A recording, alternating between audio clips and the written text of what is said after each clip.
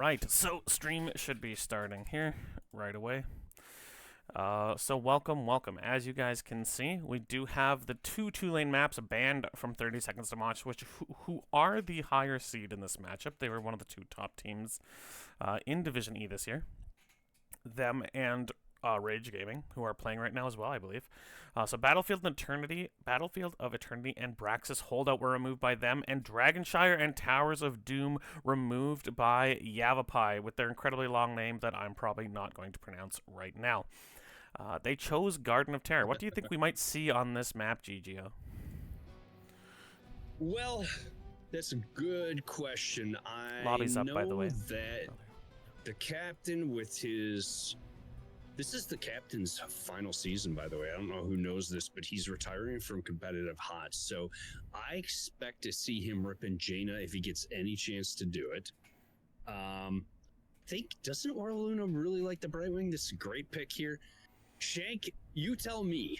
Roll the dice and see what you get.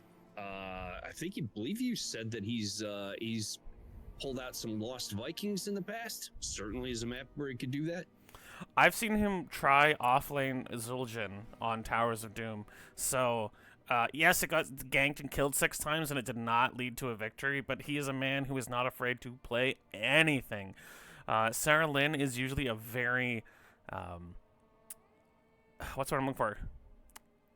Consistent player. Like, you just see her play whatever she plays, you tend to see play well. As we were talking before we hopped on air, Raka has become a very not competitive in terms of attitude, but her ability to play against any of the offlaners quite competitive in terms of her ability as an offlaner. So we really do have some, I would say, kind of stalwarts of the community on these two teams. I think a lot of people who know anything about Div E know the players from both of these teams, and I'm honestly expecting to see some pretty awesome heroes of the storm from these two long-standing communities within Heroes of the Storm. These teams have been around for a long time. 30 Seconds to Mosh has seen a few different iterations. Yava, I feel like, has been doing Yava since the start of time.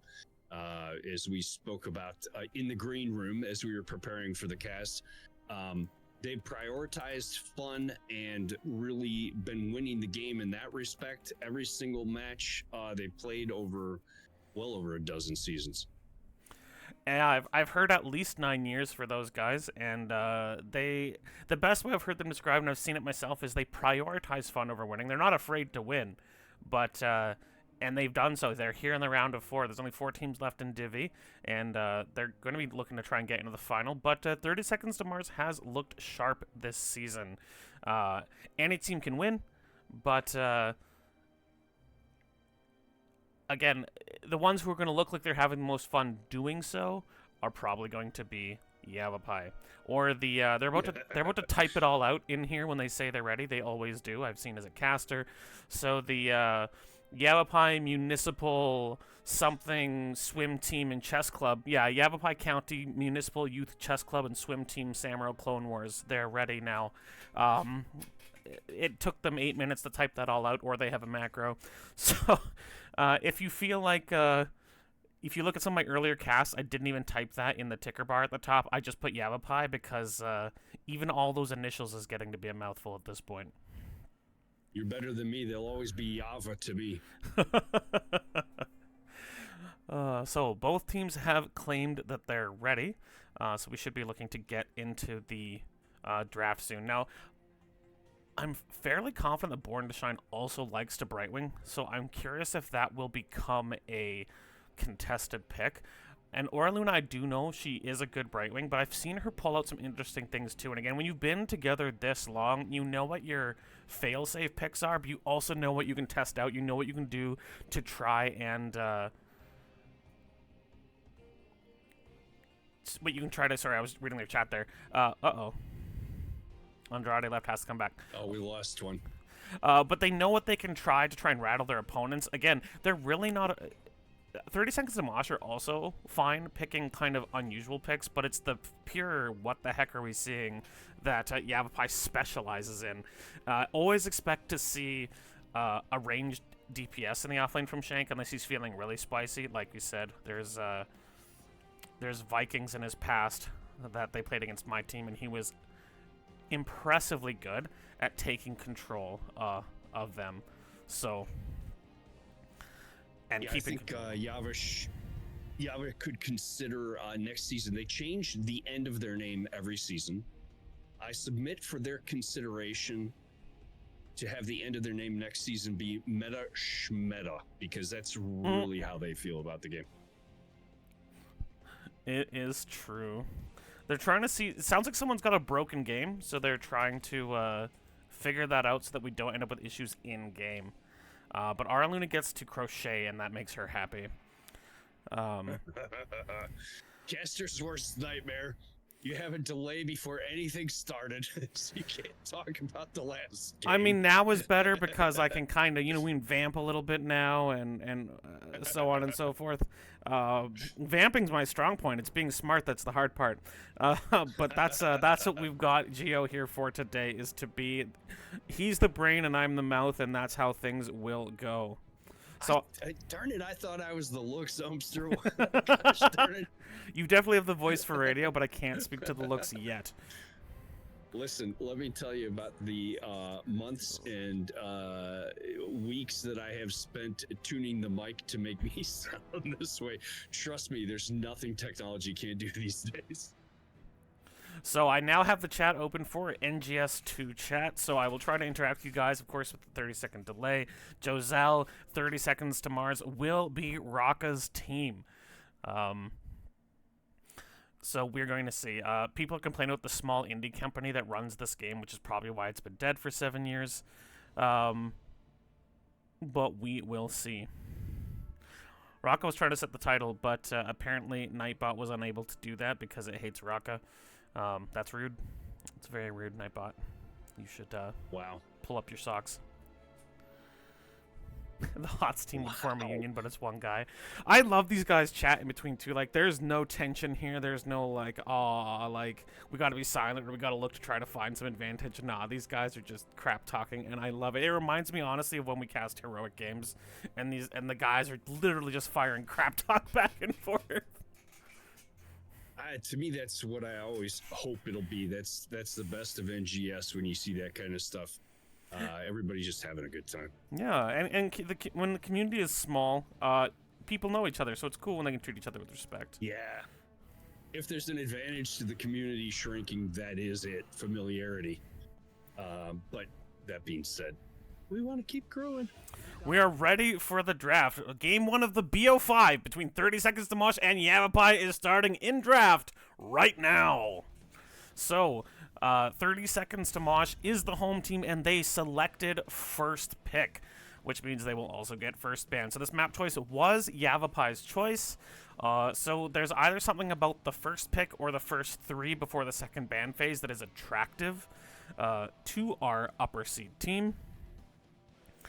Prosman Pat saying Gio's the rudest and coolest in lobby chat. Well, I feel like that's an either or, but apparently Prosman knows Gio well enough to say it is both. So the first ban is taking some time. They're really considering what they want to get rid of here.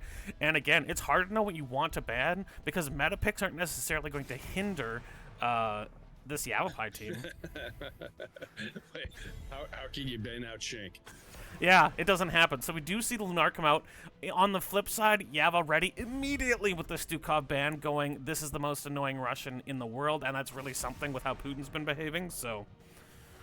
I was going to ask you about Sam. If Shank whips the Sam out, I think that's worth banning on this map. It can be everywhere at once. Yeah, I've seen, like, I know Peldor's Sam is disgusting on this map. I know that there's a number of people who can play Sam effectively, and if I had to guess there was a person who played an annoying Sam, Shank would be on that list. Leo comes out, excellent double soaker. He's really strong dropping in tombs in the narrow choke points of this map. I'm surprised we haven't seen a Dahaka ban, though. He's got an incredible amount of power in this map, lots of speed rushes from bushes, and he's still up. But they know Shank won't pick it. Shank never picks it. So they will You pry out. can't go 1-3-1. You can have one of your other players take the Dahaka, and you can double bruiser. But that doesn't seem to be their style. And they do sometimes. Sarah Lynn has often played Artanis in the 4-man with this team, but Johanna will be the prio pick here. She's a tank that fits into any composition, I would say, which means they haven't given away what they'd like to do, but that does give the Brightwing and the Stitches over to YavapAYAYA, and that means that Born to Shine is going to have to pick a different healer. Not that she's bad at other healers, but we know that little fruit fly is one of her favorites. Anduin would be a strong pick with that Stitches coming out. Absolutely. Rocka's Blazes look really good, and you have called it. Anduin is taken by Born to Shine, and that pull is going to be integral to keeping people survivable. But again, Blaze is one of the best in slots, so is Anduin and Johanna. They really haven't given away their plan for this map.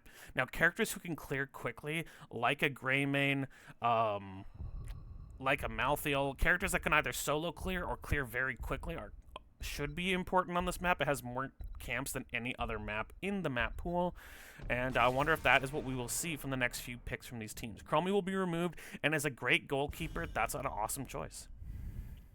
You think about Ragnaros on this map, where he can, anytime you're getting busy with other things, can send a lava wave down, can pretty easily clear the objective with the trait.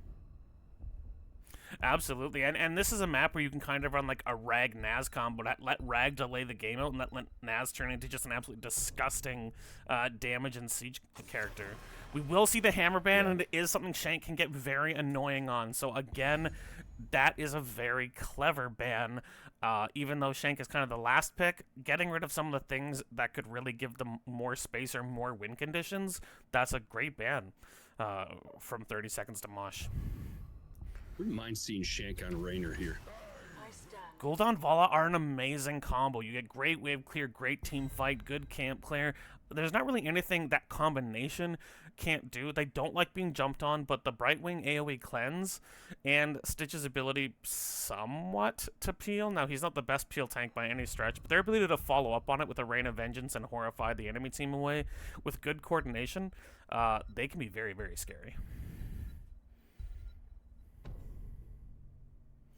By the way, 30 was the higher seats. They chose a first pick over map. That's right, they absolutely did. YavapAYAYA picked the map. And so we see the Deathwing and the Jaina, but we see the Malthael. Shank playing an on-meta offlaner. Guys, everyone look outside to see if the sky is falling, because this is weird.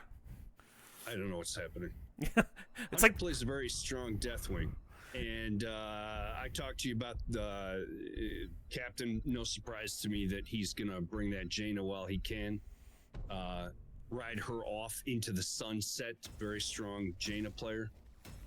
So these are our comps for game number 1.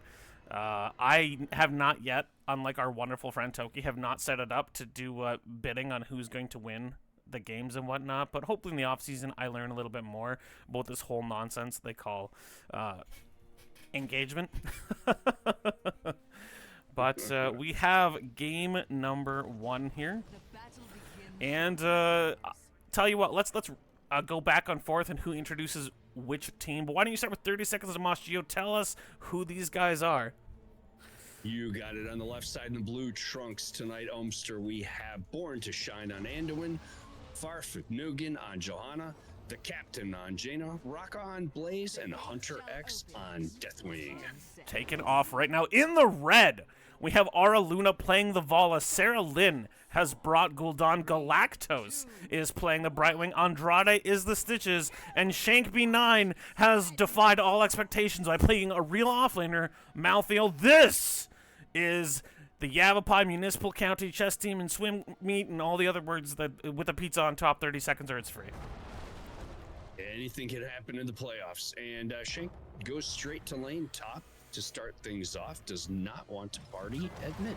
Now, again, he likes to play things that are annoying, and once the fights get later, Malthael can really make life annoying for the Dragon. There's a ton of damage coming out, and the first kill is going to be Mini Deathwing, Hunter X killing his baby, and that will be first blood going over to 30 seconds to Mosh.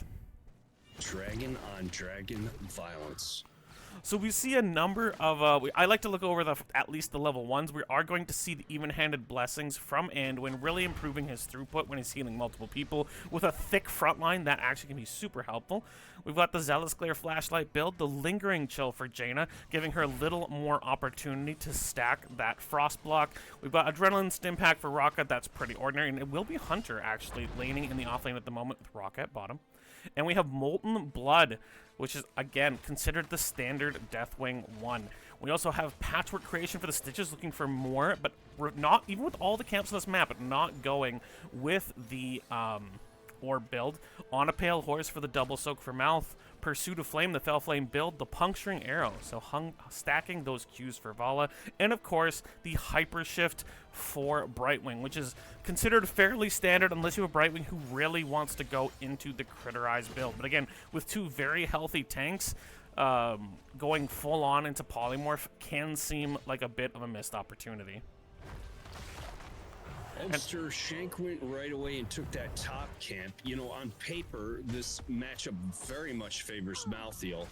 So I think sacrificing a little bit of wave XP to go and get that camp and push in against someone that you can just constantly drain percent health from with that big health bar, not such a bad decision.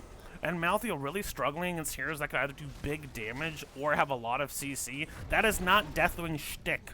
And so this is going to make life tougher for Hunter X. It's also going to give them a little bit more map priority. Now, the downside is they took it so early that it won't give them pressure while the seed is up. It was cleared fairly quickly, so a good response from 30 seconds to Mosh, but it is on the YavapAYAYA side of the map, meaning they should have an advantage here. Now, granted, you take damage from these little stinkers. Rocka is looking just to cast the Twin Flames in there. Sarah Lynn still capping away. Andrade trying to peel another was it Twin Streams? Flame Stream in there.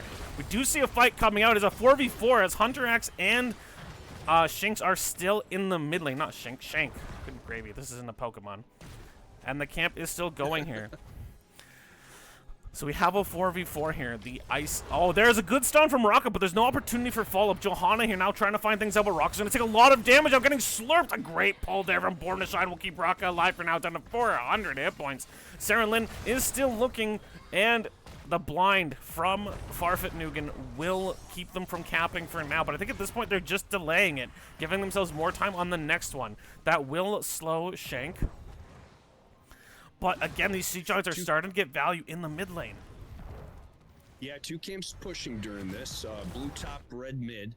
Malthael came down early, and that gave Yava an early, advantage into this fight. But my gosh, Andrade takes a lot of damage, and Galactus, a fantastic censure from Born to Shine. That's going to lock them down, and Galactos and the Stitches are dead. And that means after a ton of patience, 30 seconds to Mosh will get 2 more kills and the first seed. And with the next one spawning very likely either neutral or on their side, they've given themselves a huge advantage. Now, they've lost a good chunk, but in the top, one turret's down and the other one is a sneeze away from dead. It needs at least a new paint job. And there's no Abathur here, and no other hunters any longer have the mule. Oh, look at that gank, Umster. Shank has come up, but it looks like Farfet Nugan captured hero. A great stun, fantastic stun there from the Earthshaker. We do have Galactos in and the Great. Now, they do finish off the wall, but a fantastic Hyper Shift and the cleanse there from the Brightwing. This Soothing Mist will keep the Malthael alive for now. Good save by Brightwing. You like this timing on the camp bot this time. Yava has timed it along with that objective. So that gives them some value probably during the fight over this objective. Absolutely, and with Stitches making sure that there's no wave here to cause significant delays, their wave is healthier. He's not pushing it fully out. He's making sure he has time to rotate and that he's got a building wave coming in. That should really punish this bottom gate.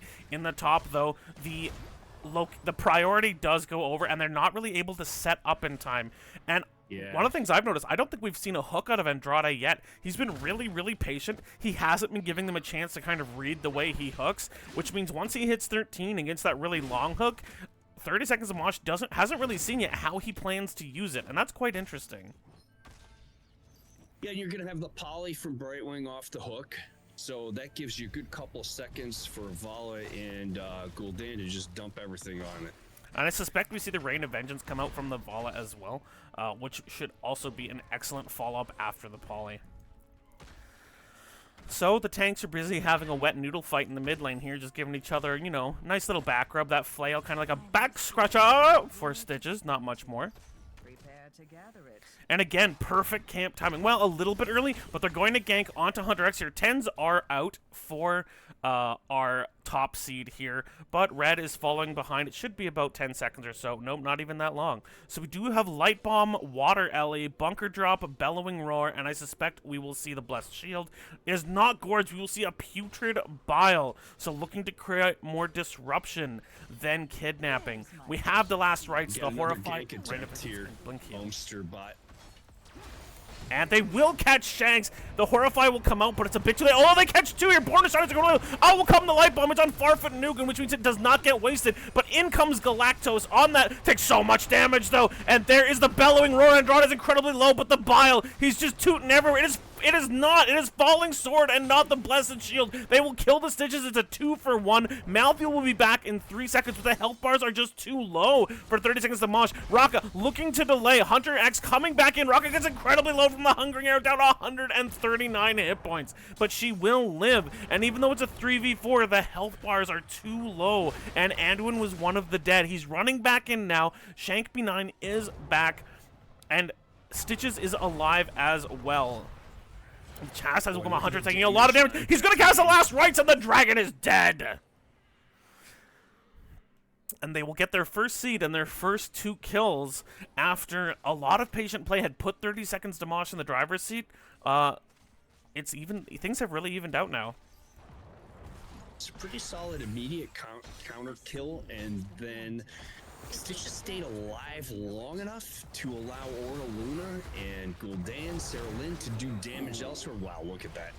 They just pushed, and Raka stayed too long, and for the first time in, Andrade waited for Raka to step between the fountain and the fort, and when the hook was guaranteed, he hit it and they killed it. But on the flip side, Shank was top. He stole their camp, but he stayed a moment too long and was killed by the captain.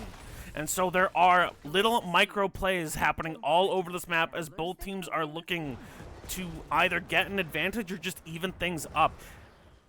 Or Luna here will get interrupted by Hunter X's dragon. The hook will come out, but it will miss. Out comes a Light Bomb, Falling Sword, and it will hit too. They're going to jump on Aura Luna. They want the Vala dead. Horrify will come out, but it will not save Aura Luna. She is down. But the Bile Stitches is here with Galactos, the captain, and Raka just trying to peel him away. Here comes the Cataclysm as the dragon roars over the edge. Andrade is getting down low. He's down to a third health. A good Chastise from Born to Shine. And they are showing that when they're ready for the fight and they're positioned for the fight, they know how to fight. Geo, what did you see in that fight that gave them both the fight and these Garden Terrors? You get Deathwing set up in a position, right? It's almost impossible to fight into there, and then you're getting those stun combos and just burning everything down. It looks like they want to siege the midpoint most of all, but they do have the 1-3-1 going as well. Hunter X is in the top, in the bottom. Raka and Shank are dueling. Now, usually this will favor the Malthael. You got to be careful, Raka. There is a last rites. Raka's down to about a third health. Shank's is going to pass, hit that. Oh, but a fantastic bunker will save Raka's life. So she outplays Shank. Now, he does push her away, but she is able to prevent him from getting an additional stack like the one he got when he killed the dragon earlier. It is a 4v5 now. Deathwing is still pushing top. There's a hook. It does hit the captain. A great pull there from Anduin. The falling shield or sword will give the team unstoppable, and the Iron Skin will keep Johanna safe as well. The Water Ellie is out. And yes, Frostbite is finished for Jaina. She will be able to use her Frost block, her Ice block, whenever she would like. There is two flashlights onto Shank. You can't get me. 2 flashlights says, hey, Malthael, you want to back? Nuh-uh. So both teams will fall back for a moment, hit their camps, take a deep breath. We've got about a 3/4 level lead for 30 seconds to Mosh. And Deathwing push. He took out the entire top gate, and this keep is actually taking some damage. That wave during all of that. So the map's starting to set up a win condition for 30 seconds to Mosh top. Yeah, they've really used Prio to their advantage here, and they've got the heroes to do it. Again, really great teamfight heroes. Again, if I had any complaint about maybe the draft of YavapAYAYA, it's that I feel like with a different tank, like a really hard engaged tank, you might get a little more value. This is really a draft that can cause some issues, but I feel like Gorge Stitches gives you value, but I feel like Bile Stitches, maybe there's other tanks that could do the same thing without the same level of liability, but I am no genius. Both teams will take their camps. Pardon? I said none of us are. Map's starting to really get painted toward blue. They took that bot fort too. The mid fort is at half, but never out of this game until the core goes down. Things can change dramatically. This should be 30 seconds to Mosh seed with a 16 talent tier lead. I don't know. Yava's set up to possibly stall, but I think they want to think twice about going in there down a talent tier. Yeah, they are going to let Malthael and some others cap them. And now this is only a first seed if it is picked up, so there's no risk in letting it go over to 30 seconds to Mosh. But it feels like they are setting up. They finally want these hooks to start to cause problems. And Andrade looking, he gets the captain, hits the Jaina, and the Unstoppable, another good pull there. They're going to jump on Andrade, but the Bile will make it out. The Horrify will split the team up. Andrade will get away safely, but that is a number of ults used. Andrade sword coming out almost immediately. They're looking to jump onto Malthael in the back. He takes a lot of damage from Welly, but now Hunter X is all alone. The Belling Roar will hit 3, and there is the stun from Rocket and the Light Bomb from Born to Shine. Here comes the Molten Breath. Shanks is incredibly low. He's dead. Stitches dies at the same time. Hunter X is getting incredibly low. He's going to Cataclysm out of this fight. He barely stays alive from the Fell Flame, but now Sarah is on another fantastic route, and Born to Shine's Anduin is no slouch as Jaina gets the triple kill, and the seed will go to 30 seconds to Mosh as we're seeing incredibly chaotic fights that are just doing fantastic for the members of 30 Seconds to Mosh. Yeah, Ulster, I feel like that Yava wants to try and extend fights out a little bit more. They don't necessarily want to be in the mix like that, right? They want to get the hook, do some damage, have Vala poking around. But when your tanks, when your tank and your beef get in there, it allows 30 to quickly burn them down and just take them out. You just have too much burn and burst damage from 30 seconds to Mosh. Yeah, the sustained damage they have with a Gul'dan Vala is fantastic, but Jaina and Johanna and Blaze, they excel in the quick fights. And yeah, if you can't drag out a fight, if you can't use your Stitches Bile to make a fight last 10, 15, 20 seconds longer than your opponent wants, it is going to be a struggle. So the captain is enjoying himself on this Jaina farewell tour. The hook is just going to miss the Blaze on that hook, and it is a full level lead now. Now they're going to clear out these giants.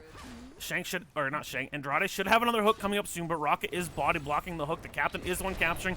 Here will come the Horrify. It does delay, but Hunter X is in the middle of the entire team. He did use Belly Roar. He's taking a ton of damage from Aura Luna's volley here, and he will go down, but Stitches goes down in turn. It's a 1-for-1. The Bile is all over the ground, slowing them down. The bunker will come out.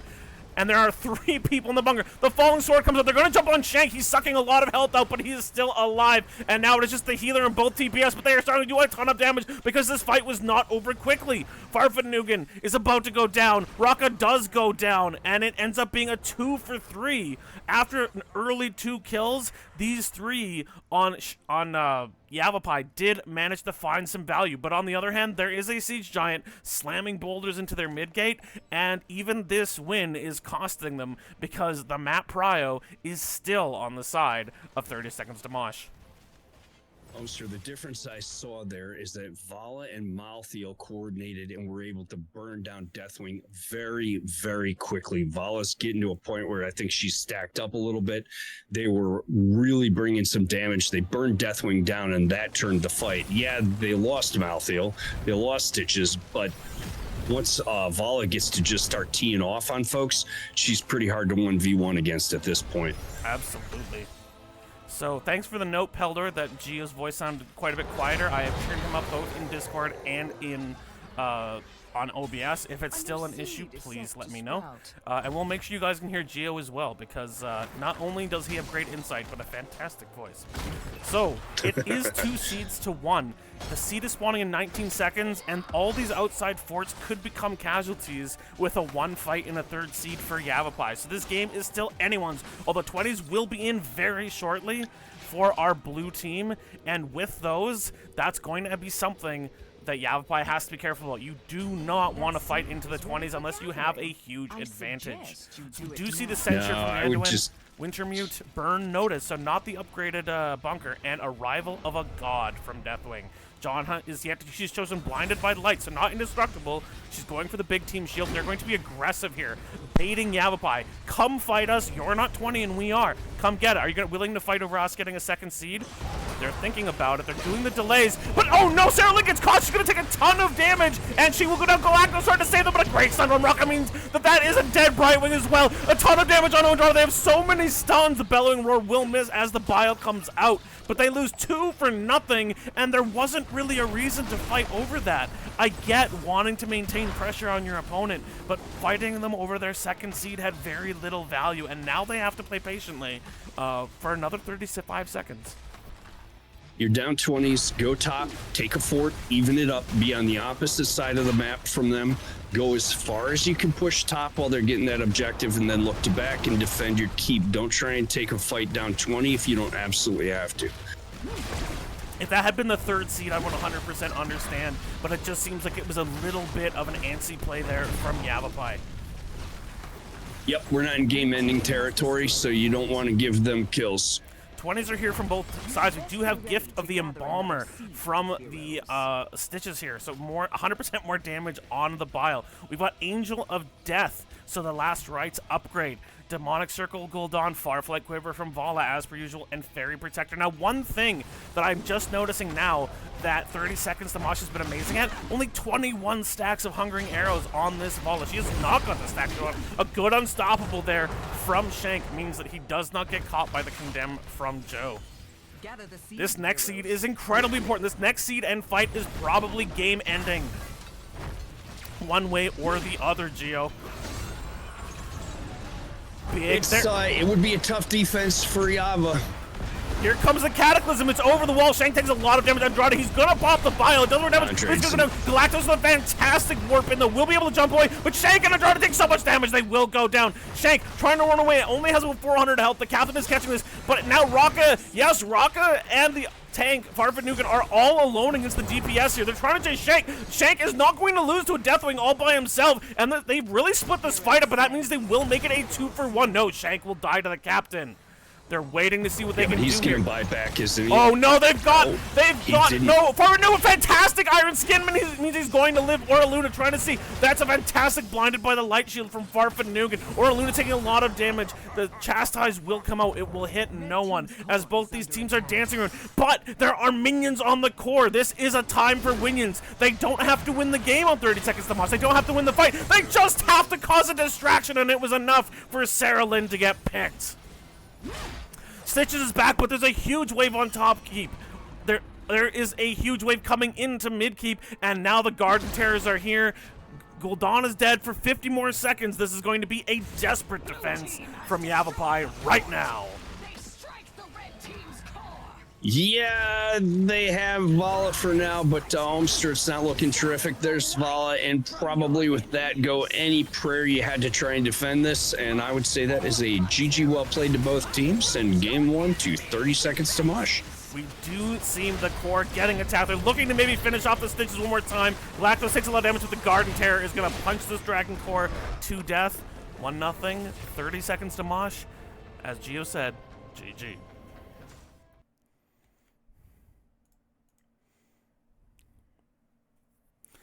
So hopefully, Paldor, we see a little more evenness in Gio's volume. Let me know if it's good or needs an adjustment.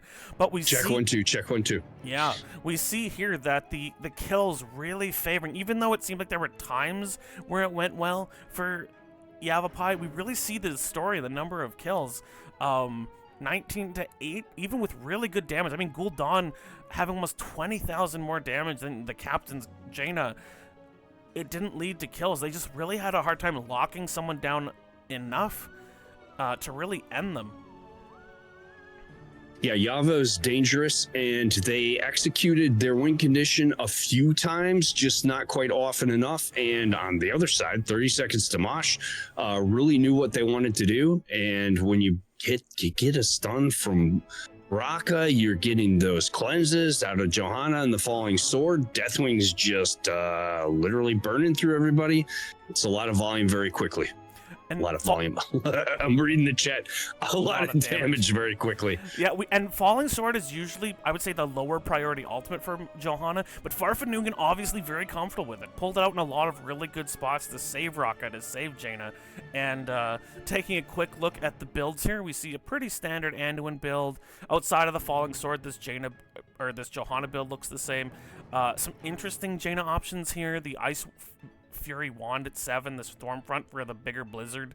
So this was more of a AoE Jaina build than necessarily a super bursty Jaina build. We do see the Collision Course, the Jet Propulsion build here from Raka's Blaze, and interesting 4 there for Deathwing. I don't always see that. When he's through 3 or fewer armor plates, his damage is increased. Interesting. I don't know that I've seen a Deathwing pick that. Of course, the Bile from Stitch is an interesting choice. Of course, Fell Flame from Gul'dan. And Arluna's Vala did look dangerous, but they just had a hard time keeping enough damage off. So the next map is up, and we're going to be seeing them play. I need to change this quickly. Map is fun. Haven't heard of that map. Yeah, we're going to be playing on Infernal Shrines, one of my favorite maps in the map pool. You can win this almost any way. So I do love it.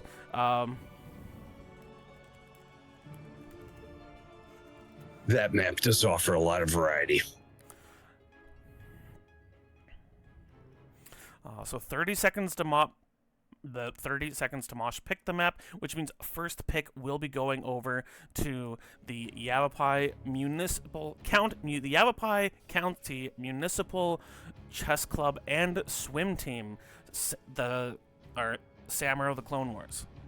Now listed on the TSX.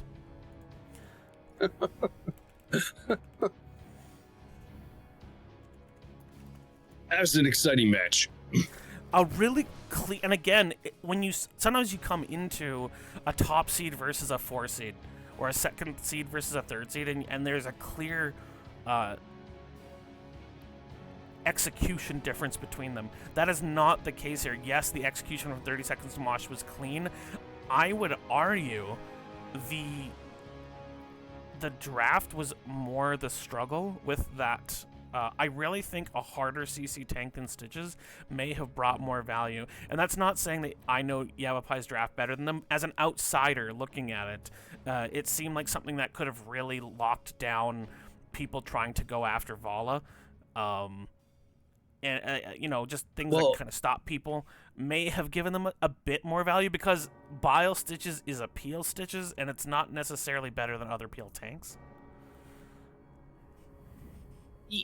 Sooner or later you're fighting over those points. So if you aren't able to, when you want to dial up the Stitches, get a pick, get a kill, you need kills to be able to take the point in that comp to some extent, right?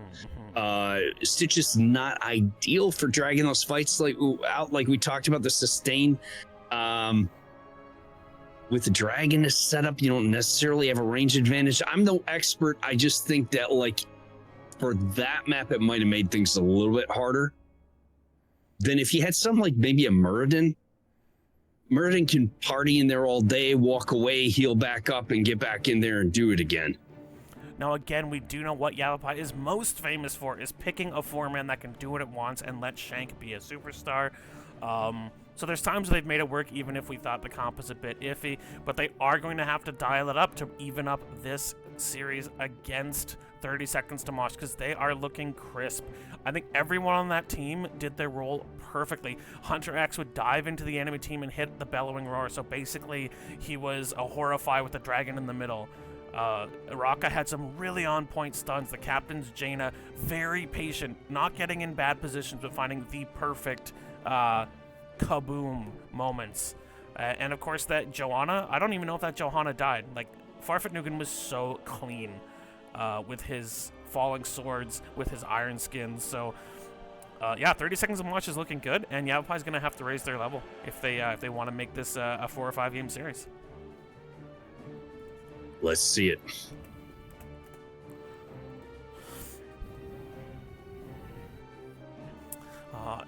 Andrade's Psychic confirmed has been said, so I hope you're all aware when you're playing against this man that he's going to read your minds, he's going to read your picks, he's going to ban out what you want to play.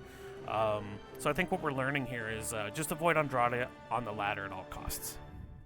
He knows your pick before you do. Yeah, yep. Before it's become a conscious thought, Andrade is there. The pick is coming from inside the house. So both teams have given the R. The casters have given the R. We are ready to get into game number 2. Now, we often see some cool picks in terms of taking things out. Kerrigan can be picked on this map. Sometimes you'll see Phoenix. I've even seen, I'm not sure who it was, but I've seen, I think a heroic team, might have been Boomer Gaming, likes to play a protect the hammer comp on this map. So there's lots of interesting things that come out on this map specifically. It's kind of like a BOE in that way. You'll sometimes see teams pick something really interesting. So let's see what these teams have to give us. Now with first pick going over to the losing side this time, YavapAYAYA will ban first. And they, this time, will try to get more of what they want before the second ban phase. Now they're not quite as fast with their first ban. Wow, they didn't go right for the Stukov, did they? No, this time they're really thinking about what they would like to ban first. Will it be a respect ban, or will they stick to the things they just don't want to see? And again, did you see anything from that last game that you would say Yava's just got to get rid of? I did. I thought everything was solid and there was nothing in particular, though we tend to skew toward just getting rid of the Anduin because the poll is so annoying. I thought Born to Shine's Anduin was on point. It was really, really good. But I wonder if they're just talking draft strap, because they will, in fact, ban this Stukov again. I'm with you. I don't think there was anything that I went, that was like the player of the game. I also didn't see anything where I thought, yeah, I'd definitely give it back to them. I think everyone played their role well. I actually, strangely enough, would say, if you really want to maybe push something back, maybe take the Blaze out of Rocka's hands. It just did so many good things. Yeah, good stunts. Yeah, and even really great bunkers. I would say if you really want to kind of force them into something different, Leo looks a lot different than a Blaze does, but they'll ban the Leo again. They do not want to see the Skeleton King. 30 seconds self-bans the Johanna, which makes me wonder if they're looking at the Vala this time. You know, I don't know, though, because Yava does have first pick. A lot of times teams will first pick it. Typically, you're getting rid of the Joe because you want to do something that's focused on your DPS, right? Yeah, and I think they just don't want to see Andrade on Joe, so they first picked it last time. Now they're banning it, so it can't go over. They will ban the hammer again. That's a good point. I do want to make a quick note. If I have any watchers who are watching on my homepage and chatting, I only have one monitor, so I'm looking at chat on my phone. If you want to be part of the conversation, jump onto NGS 2 as the Nexus Gaming Series 2 channel. That is the chat I am looking at right now. So if you want to be part of the conversation and you feel like I'm ignoring you because you're on Ohmster, hop over to Nexus Gaming Series 2. Thank you. Galactos will grab that Brightwing again. I thought he had some really good hyper shifts and some fantastic soothing mists in there, but there were times where he got into a lot of danger trying to save Andrade. So double-edged sword, the Fruit Fly. That's the Brightwing text. Will there's the Anduin again. Lock in the Anduin, and that makes sense because now there's a ban phase in between here. Anduin Garrosh can be a terrifying composition to play against. The Chastise right after the flip can lead to someone absolutely dying, and Brightwing does not want to go in because it's probably close to or under towers. So a lot of presence coming out from the first two picks, although it does tell us kind of what direction they'd like their draft to go on the side of 30 seconds. Murden and Tassadar come out. Really good picks for this map. Murden gives you amazing opportunities to gank, fantastic opportunities to disrupt, and Tassadar's good at pushing out waves and clearing out shrine minions. Big fan of the Tassadar. Tessar's good at almost everything. You're a little bit vulnerable when you're casting. You're kind of a turret, but the range, the damage, very few heroes can do what he does. And you know what? If Garrosh hits the Indomitable button, he can't Indomitable his way through a wall. So it does give you at least one option when the Orc Wharf Chief is looking at you and screaming, "For the Horde!" in your face.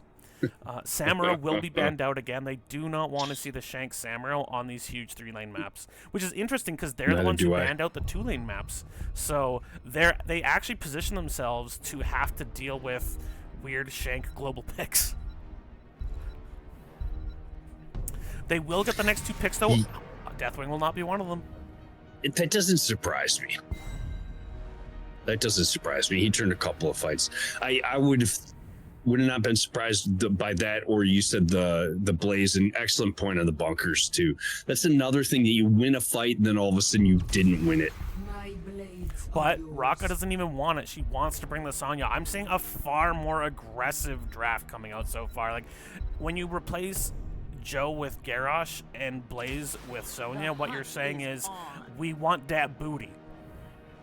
Lunara, an interesting pick because 2 very aggressive might be a characters steal with a kind of a slower. Yeah, I think Shank has and will play Lunara in the offlane. But now I'm expecting Captain to bring something that brings the early game damage, because Sonya, Garrosh in the early game bring a lot of aggression without an early game DPS that can apply some pressure. That's a lot of damage on your front line that Anduin has to deal with. We will see D.Va and Phoenix come out, and we have seen this on this map from these players.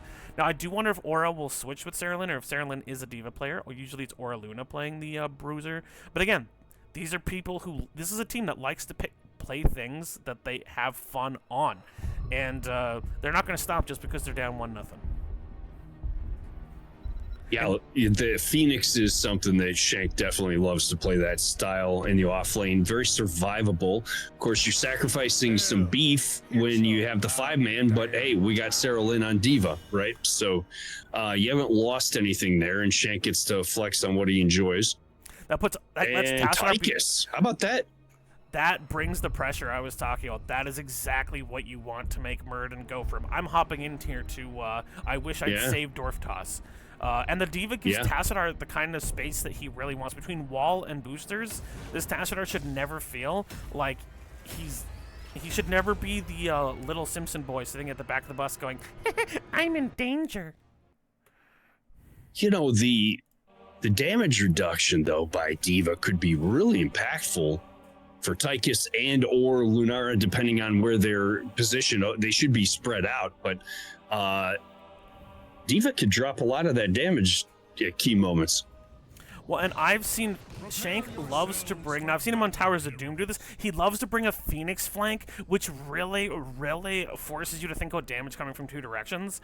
And most teams, I will say at a Div E level, there was a couple of times where there were successful fights from YavapAYAYA because they forced the fight to be split in 2 directions.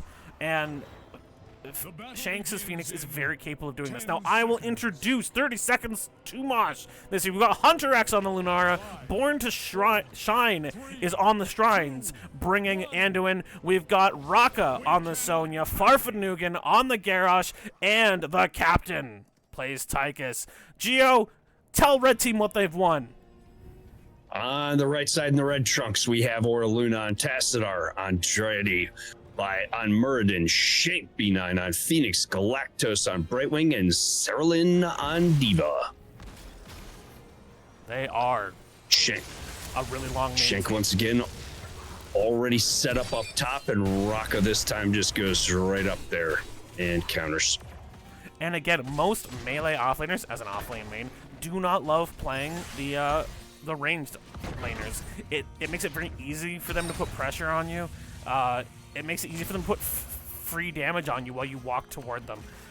And when it's played well, and let me tell you, every ranged DPS Shank plays is played well, he can kind of force you into a defensive position, even on an aggressive character. Now, we're seeing some interesting position in the bot lane here. They came around the safe way. Oh! YavapAYAYA thinks they're doing their side, but they're in fact doing the bottom camp. Some very clever macro movement from 30 seconds to Mosh, allowing them to take both camps. Very intelligently played there. Raka going right away for this camp. So they must have discussed that the 4-man would come up and take... No, they're just going to let some of this experience downgrade, but Farfanugan will show up for it. Now, the interesting thing about a camp this early, youngster, I'm not sure that gets them an XP lead. If you noticed, Yava's clearing much faster, and they have an XP lead, despite the fact that 30 got 2 camps. So a good idea in theory, but it did in fact end up costing them as opposed to, and it didn't get any siege damage either. So again, clever idea, but perhaps in practice did not work as well as it would in theory. So we do have the even-handed blessings from the Anduin. We've got unrivaled strength from Garrosh, dash from the Tychus, which is interesting. That's not usually the one I expect to see on him. We do have tough as nails from Sonya and Sentinel Wisp from Lunara, giving them more vision. We do have a static charge Shockwave buildup from the Tassadar, great at wave clear with either Psystorm build or Shockwave build. We have Third Wind Muradin, which will make him incredibly intimidating, as he can leave and come back about every 6 seconds or so. We've got Arsenal Synergy, which is after hitting 3 times the pew pew pew, his boom boom boom hits harder. We've got the Hyper Shift and the Full Metal, so D.Va has more self-healing and just more overall health. Both teams have gone for their Bruiser, but this slightly later Bruiser actually really works in YavapAYA's favor, as it will be pushing while the Shrine is active, forcing Sonya to choose between clearing the camp or helping her 4-man. Shrine will activate, and it's going to be a frozen Shrine, one of the strongest in the early games that can root people and lock down buildings. Yeah, when those frozen are up, you want to try and prioritize that if you can. Yava is wisely leaving right wing to get the global advantage top while they get set up down here. So they're getting some XP while also trying to get caught up on clear. But 30's already halfway there. They pushed the camp all the way in as well, but the fight is looking stronger. And again, Brightwing is very strong. We're pre-10. Her healing is very slow. Some great work there by Sarah Lynn to slow down the trait of Tychus, but they're taking a ton of damage here. Shank B9 took a lot of damage and forced Hunter X away. Sarah Lynn will lose her mech here. There's Andrada using the Dwarf Toss to try and get out. He is going to let his health regenerate a bit here. Raka thinking about what she wants to do, but yes, as you said, we're at 36 minions already. There's nothing they can do, and they're backing up and preparing to defend against this. But in the top, a good chunk of that top gate, and one of the towers is down, so they still got value. If they keep 30 seconds to Mosh to really only getting about the one, there's the jump, only getting their gate and not getting a lot of damage on their tower, you could almost say this one equal, honestly. Yeah, if they had been able to get set up a little bit sooner, you know, I think that could have been pretty close to a toss-up. The 4-man stun, and they were just a little too close together. And that does mean they gave up more damage on this fort than was absolutely necessary. But you know what? Those are the sort of things Cyanide is looking for his clip channel for the playoffs. So you know what? If someone in the chat is clever at clips, that's the one you want, the 4-man Punisher stun. He's got the most OP Yeah, CC. we're going to bully in for this camp here. Galactus is in the front lane. I'm not sure that's where you want to be, especially against this Garrosh. They don't want to give up the camp, but how many people are you willing to lose to get it? They will lose the Garrosh. Out is going to come the mech explosion, so they will get this camp. Galactus incredibly low. Comes in on Andrade, no fear! And the self-healing plus the pixie dust means, will Galactus live? Yes! The healing just saves the fruit fly in time. I'm clenched for Galactus. That was pretty close. Nice rotation by Phoenix to yield an extra kill. I don't think necessarily Phoenix was needed to win that fight, but it did end up getting them the Muradin kill over the wall, or at least helping to get that. So it's a great rotation. Well, now we are seeing the Blossom Swell. Oh, the Blossom Swell and the Splintered Spear. So we are seeing a bit of a toxic / auto attack build from this Lunara, which is much more of a late game build than we might call the Mage Lunara build. But again, it does give her a lot more pressure in the later game, which gives them a bit more of an answer to this task. Our 10s will come out. well, a good half level earlier for YavapAYAYA this time. They are first to 10 by a clear margin. We see Black Hole from the Tassadar, Avatar. We're going to see Planet Cracker. But no huge CC to really capitalize on that outside of hoping to get some good bunny hops. And, of course, the Blink Heal. They're going for the hard engage. Their opponents are still not close to 10. Now, Farfadnugan does see this. Are they going to want to engage? Ooh, the captain, you're getting really close there. Out will come the Black Hole. That's going to hit too. The Planet Cracker comes out, does so much damage to Tychus. Andrade's going to try and chase, but no, he will back out before it comes a problem. Hunter X does hit 10 and puts a ton of damage on Galactus. Farfadnugan pulled out by Born to Shine. And again, the entire thing they want to do here is cause problems pulling the fight apart, but Raka pulls the fight apart with that lead. Fantastic light bomb. That's going to be the end of Tassadar. That's the end of Murden. Sarah gets flipped in as a tiny South Korean girl. They give up the camp and they give up the experience lead. And now a shrine is going to be up. It will be a mortar shrine, probably the second strongest. And later in the game, it can be really nasty for its siege ability. But they're also going to give up their bruiser camp. So a huge backfire from YavapAYAYA, looking to get some value, but stepping just a bit too far forward as we see Light Bomb, Decimate for Garrosh, Commandeer Odin, Leap, and Leaping Strike, many of those used in that successful turn for 30 seconds to Mosh. Yeah, I get the idea you have a 10 advantage. I understand wanting to press that advantage. I think the issue is when you don't get a quick kill, you probably just need to walk away and say it didn't happen. Because you've used your abilities, you've used your buttons, all of a sudden your opponent's got 10 and they have the full advantage.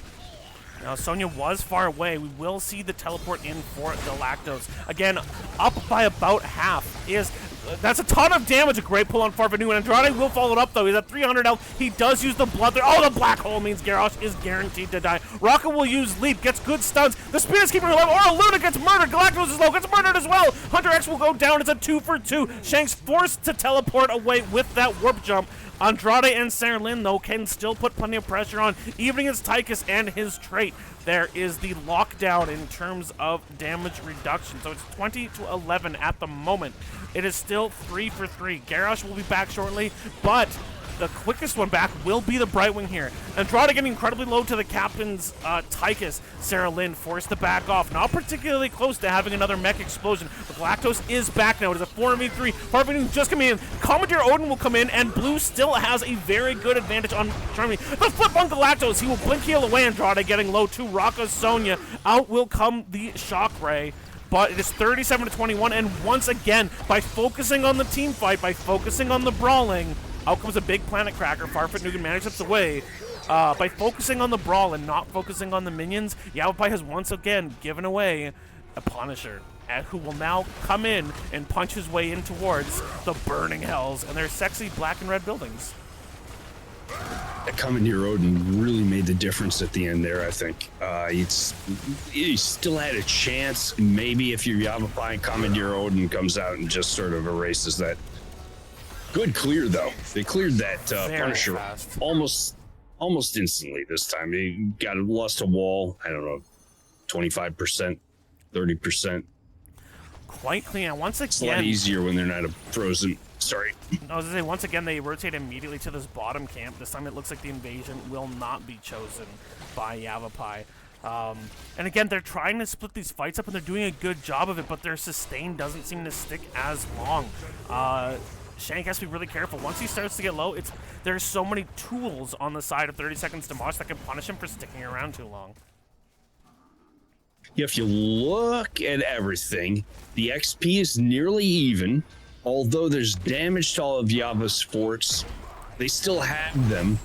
There's the flip on Andrade. Out will come the bunny hop as well, but Indomitable for Farfadnugan. I'm unstoppable! Thanks. I can see that over your head, buddy. The Black Hole will come out. It splits the uprights. It's a good field goal. It's good! But unfortunately, that means no kills. Rocket playing very safe, it's getting still punished anybody's hard. match.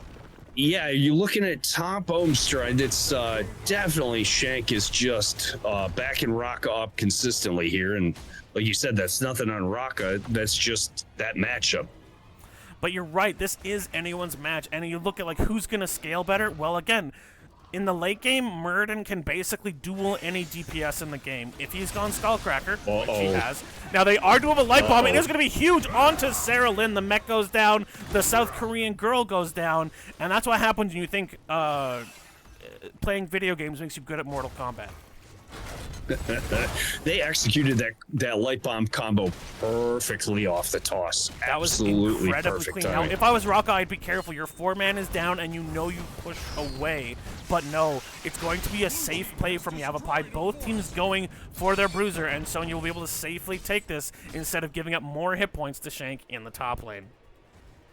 And now 30 seconds to Mosh is getting the catapult every other wave. They're getting some of that passive experience during the match. And So they've that's just really hit a nice 16. pickup for them. Yep. And about a full level lead now. So we got greater spell shield as opposed to the cleanse on Lunara. That is interesting.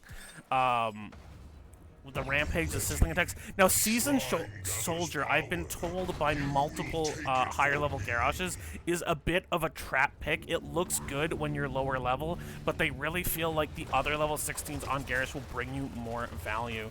Now, again, Farfet Nugan's better at this hero than I am. I'm not trying to castigate him, but often when Div A players have watched me play Garrosh, they're going, why are you taking Seasoned Soldier? It sounds great. You get multiple bonuses, but none of them are as impactful as you'd like. 16s are going to come out as well. There's the jump in from Andrade. I don't know if he knew there were so many here. The light bulb will come out and hit too. The black hole will come out, but that is already the end of Murden. The unstoppable, a great pull by Born to Shine will save Rock at this time. Farfet Nugan getting a little low, but there's not a ton of damage that's going to come out of Sarah Lynn. They're chasing down Galactos with Hunter. Shank trying to put the damage on Hunter. Out will come the mech explosion. Farfet Nugan is incredibly slow. He takes a ton. I'm down to 300 health, down to 60 health. He will die to Shank. They will kill the Tychus as well. After losing one, they actually win the 4v5 to get a 2-for-0. So it ends up being a 2-for-1, but this time they are large and in charge on the bottom shrine. They're going to look, to take back equivalent buildings in the bottom as they very quickly destroy the minions on this shrine. So a little bit of an aggressive play from Andrade, but it feels like Shinx and Sarah Lynn were incredibly ready for that to happen. And even if their tank died, they were going to do some murder. Yeah, I don't know what we just saw because I'm looking at Shank trying to clear a camp top. I watched YavapAYAYA go into a 4v5 down to talent tier, and they got in there. Lose a person, so now they're 3v5 and somehow come away with it with the victory and the objective with 2 kills to 1 in the objective. Not sure how that happened, but if you look, 30 made a very smart decision there and took top to trade, and they can back now if they want to. So I like that trade. The Commandeer Odin will come out. A little bit of damage goes down. Now, they're just going to back away because, and again, very intelligently, 30 seconds to Mosh pulled this Punisher back super far. So we'll get some keep damage. Commandeer Odin will put some damage down on it, and it'll punch Anduin and Tychus, but they're not scared of this demon.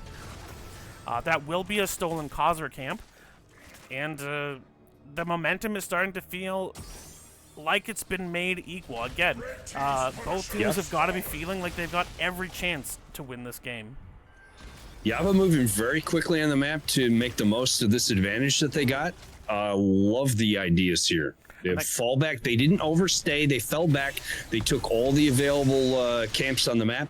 They're painting it red, and it gives Shank a chance to get caught up top. Again, you got those catapults every other wave, so you're going to get pushed back, and you need to make sure you're heading up there and clearing. And that bottom keep actually took half its life. So even if they were to lose a future shrine, they could just take a page out of 30 seconds to Mosh book and charge down that keep. They have the characters that can do that. Next shrine is top. You're exactly right, Umster. Oh, look at Farf. Farf is hunting. He really wants to find our Luna or Galactos here. Andrade and Sarah Lynn can get out, but they're like, oh, but a very nice intelligent wall. Div E, I don't think so. Look at that bush check. Well done, Aura Luna. Very, they just sniffed it out. They couldn't see their opponents on the map, and they were like, all right, Garrosh likes hiding. I once had a person, I once had a plat player tell me, just pretend Garrosh is Zeratul and you'll begin to understand how to play him correctly. If your opponent never knows where you are, they always have to worry that you're everywhere. And Aura Luna sniffing that out, really well played. Probably prevented a 1 or 2 for nothing on that attempted gank from 30 seconds to Mosh. I don't think that's overstated. I agree with you. They would have gotten straight to 20. They probably could have pushed right in and taken the bot keep. So it's little things like that that make a huge difference throughout a match. Both teams now soaking up to 20. Both teams want to be at their absolute best before they meet up at that final shrine. It hasn't started the countdown yet, but one would assume in the next 30 seconds or go, we will hear the announcement saying, come one, come all, and murder little demons. So the big demon comes out and says, get off my lawn. And Yava's done a pretty wise job of making the most of this Brightwing Global. So when we set up top there, I wouldn't be surprised to see Brightwing try to stay solo down here bot, maybe get some soak if it's safe to do so, and then blink up when that objective starts. I don't know if they can get away with that with how far it's pushed out. Interesting. A lot of defensive. No, it looks like they're not going to. Here. So we've got the Censure, we've got the Deadly Calm, we've got Bob and Weave, Ignore Pain, and Intensifying Toxin. So really the only aggressive 20 for 30 seconds is on that Lunara, whereas on the other side we see the Force Barrier, the Rewind for Murrah, which can be offensive or defensive, Singularity Charge, Fairy Protector, and Stay and Pop. So again, really the only truly aggressive one there. Now, Mergen's a 50-50, but the Singularity Charge, both teams wanting to make sure they live long enough in these fights to force their opponents to pay for it. Captain steps up on Tychus. Looks like they're trying to bait them in. Farfetch'd Nugan and Anduin still hiding, trying to make their opponents think that they could win an outnumbered situation here. Hunter will proc the Shrine, wants their opponents to think that they're taking it, but it won't take long before they realize that that number is not hopping up. Sarah Lynn will pop in. Here comes the sub. There is the jump from Rocco. She's so much damage. A light bulb will come up, but she dies before it can go off. That is 2 ults down with very little value. A ton of damage onto the Garrosh. He is pulled back, but still killed. And Shanks's Phoenix is looking disgusting. Hunter X will get hit and killed. That is a 3-for-0. All the kills going to the Protoss Immortal. No, that's not an Immortal. That is a Dragoon. Yeah, I think probably when you have Garrosh, I'm not sure you want to jump into the middle like that. I think give your Garrosh a chance to look for a toss, see if you can get the pick, and then maybe while the opponent is trying to respond to that toss and they're sort of off balance, then leap the back line. But I like what 30 Seconds to Mosh is doing here. They only have 2 people up on the map. They run straight bot, take a camp, get some value. Now they can back and do the defense. So they got a camp push in mid, might actually finish this mid fort. That's about the best you can hope to do in that situation. Great play by Yava. They really focused that Sonya as soon as the leap happened. Very, very clean team by now. Sonya's up now, Garrosh in 1, and Hunter will be up in 5. The one upside is they did not really stagger their kills out. They're almost definitely going to lose this keep. A good Indomitable keeps the Punisher from getting down. Farfetch'd Nugan is already at half health. There is the root on Anduin because they use the Desperate Pair. Andrade getting chunked by the Captain's Tychus, but this Protector, or this Punisher still has so much health. It's at about 2/3. Rocca Luck has to dance to get away from this lockdown. YavapAYAYA playing it safe, does not want to get caught overstaying. So instead, they'll try to find areas on the map to give them more advantage. But if they get another fight like that one they just had, fighting in straight lines, fighting in corridors, baiting in the very direct in movements of 30 Seconds to Mosh, well, they have the peel, the black hole, the cleanse from Brightwing. And as you called it, the Khazar camp did take the mid fort, but they are now up a keep. And this Khazar camp is going to push the middle fort of 30 Seconds of Mosh. So they have 5-man down to grab the Khazar camp at the bottom, which again, seems like a good idea, but if you're not going to put pressure with it, it's just going to die pretty much immediately while you're taking a ton of damage on your middle fort. True. Maybe they just want it off the map so it's not pushing them. At least you get that, but you're right. It'd be ideal when you get a camp you want to push with it. Absolutely. So we once again see the mini Brightwing sent off to deal with things on their own. And honestly, for both these teams, their win conditions actually look a little bit different. For YavapAYAYA, it's actually going to look like patience right now. Let things build up, let that top lane become a problem because the next shrine is bottom. Force 30 Seconds to Mosh to have to choose between the shrine and this top lane push with a catapult every time. Whereas, if you're 30 Seconds to Mosh, you want to pick the right fight. Patience isn't a bad thing. A good lead from Rocco will keep her safe there. But again, that's a 60-second cooldown now lost.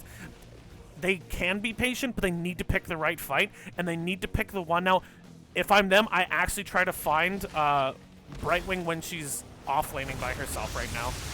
Otherwise, again, you have to try and waste some tools. But don't take the wrong fight or your game's over if you're 30 seconds to Mosh. So 30 seconds to Mosh getting that top camp unfortunately loses their mid fort, which leaves them down in structures now. And they have double Cata pushing top. Single cat. They have an extra Cata pushing against them top. Even mid and bot.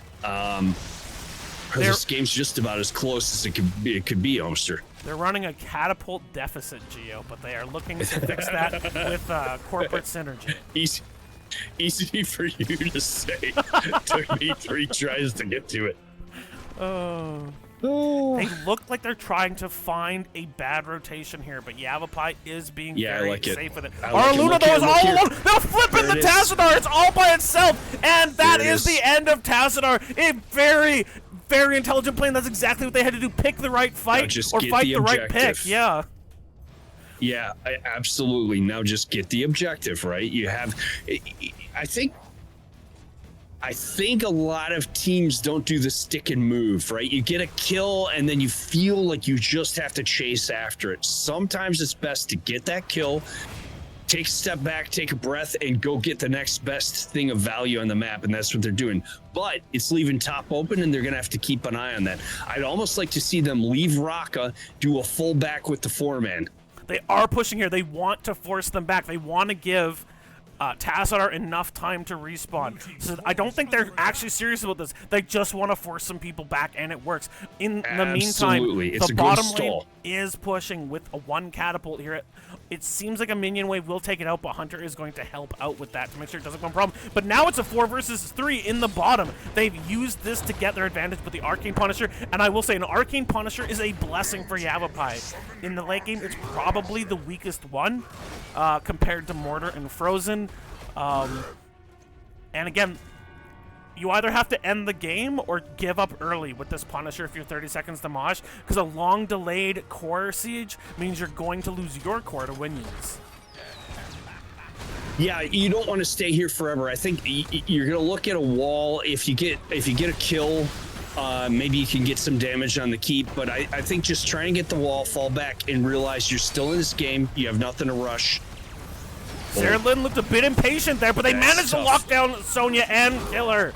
And the captain getting incredibly low. They know how to use these off-meta picks, and it is causing some consternation on the side of 30 seconds to Mosh. A great pull for Fagnugan will kill him safe, but Sonya's down, and they will clear this Punisher. All it really got was the gate. Will it jump onto Diva's mech and punch it in the face? Yes, but she knows a good mechanic, and it will be in shape in no time. So both teams will surprised to see the teams trade camps. Yep. But again, there's a catapult and a full wave on their top, and once again, they're going to have to be considering who's taking lane. Now, Diva does get punched out of her mech. Now she's using her pew-pew to pew-pew the Punisher. Now, a little bit of siege damage will happen from these arcane lasers, but it's certainly not going to be anything particularly destructive. And again, both teams are going to have to be patient. Raka's back in 8. That Sonya has the ability to do things. At first, I thought Sarah Lynn was being a little too aggressive. She popped out. She had the pop and stop, the bunny hop, locking people down. But it seemed like her team wasn't following up. But it feels like it was a forced bait. Like, I know exactly how far the limits of my hero are. Let's see if we can confuse 30 seconds to Mosh. And it does seem like they got Raka to be there just long enough that when the Tassadar wall came down, they could slow her, keep her in that mech explosion, and that was the end of the Berserker from Diablo 3. Diva's been doing work. Omster, look at that bottom keep for YavapAYAYA. 30 seconds to Mosh actually got a fair bit of damage there, got it below half. It is looking low. So both sides now have a low keep in the bottom, but the next Punisher is actually going to be mid, and I wonder if one of these teams or both are going to look to try to use the pressure of that to instead cause map damage in other ways. It's getting to the point where, yes, the Punisher is powerful, but now you want to try using macro. We're 26 minutes in to game number 2 in this round of 4. Whoever wins this game, or sorry, not this game, but wins this series, goes to the grand finals. You're punching your ticket to try and be the champion this season. So neither team is really willing to make the next big mistake. Both teams playing it patient, moving as 5, looking, just waiting to see where can we find an advantage. Now, since that pick in the top, neither team has really tried to fabricate their own advantages, and that's probably the difference you'll see, the main difference you'll see between a Div E team and maybe a Div C or even a Div A team, in that you're trying to find your opponent's mistake instead of trying to create your opportunities to force a mistake. But, you know, at every level, it's always interesting to see how the players are going to try and create their advantage that lets them end this game. Because at this point, both teams are going to be suffering from decision fatigue, Gio. They're both so worried about making a mistake and about having the fight go wrong that they're also more prone to making a mistake. You're 27 minutes in, and the adrenaline is pumping. Yeah, I feel that. Your blood pressure is high. You are just terrified to be the one to goof it up for your team. You want to be the hero, not the GOAT. I mean, the kills are 9 to 10. The levels are 24 to 24. The keeps are 2 to 3. This is just about as close as you can get. And you really don't want to go home tonight. Now, Homester. You don't want to go home tonight and say, I lost to the offlane Phoenix. I like this play to get the can push in bottom.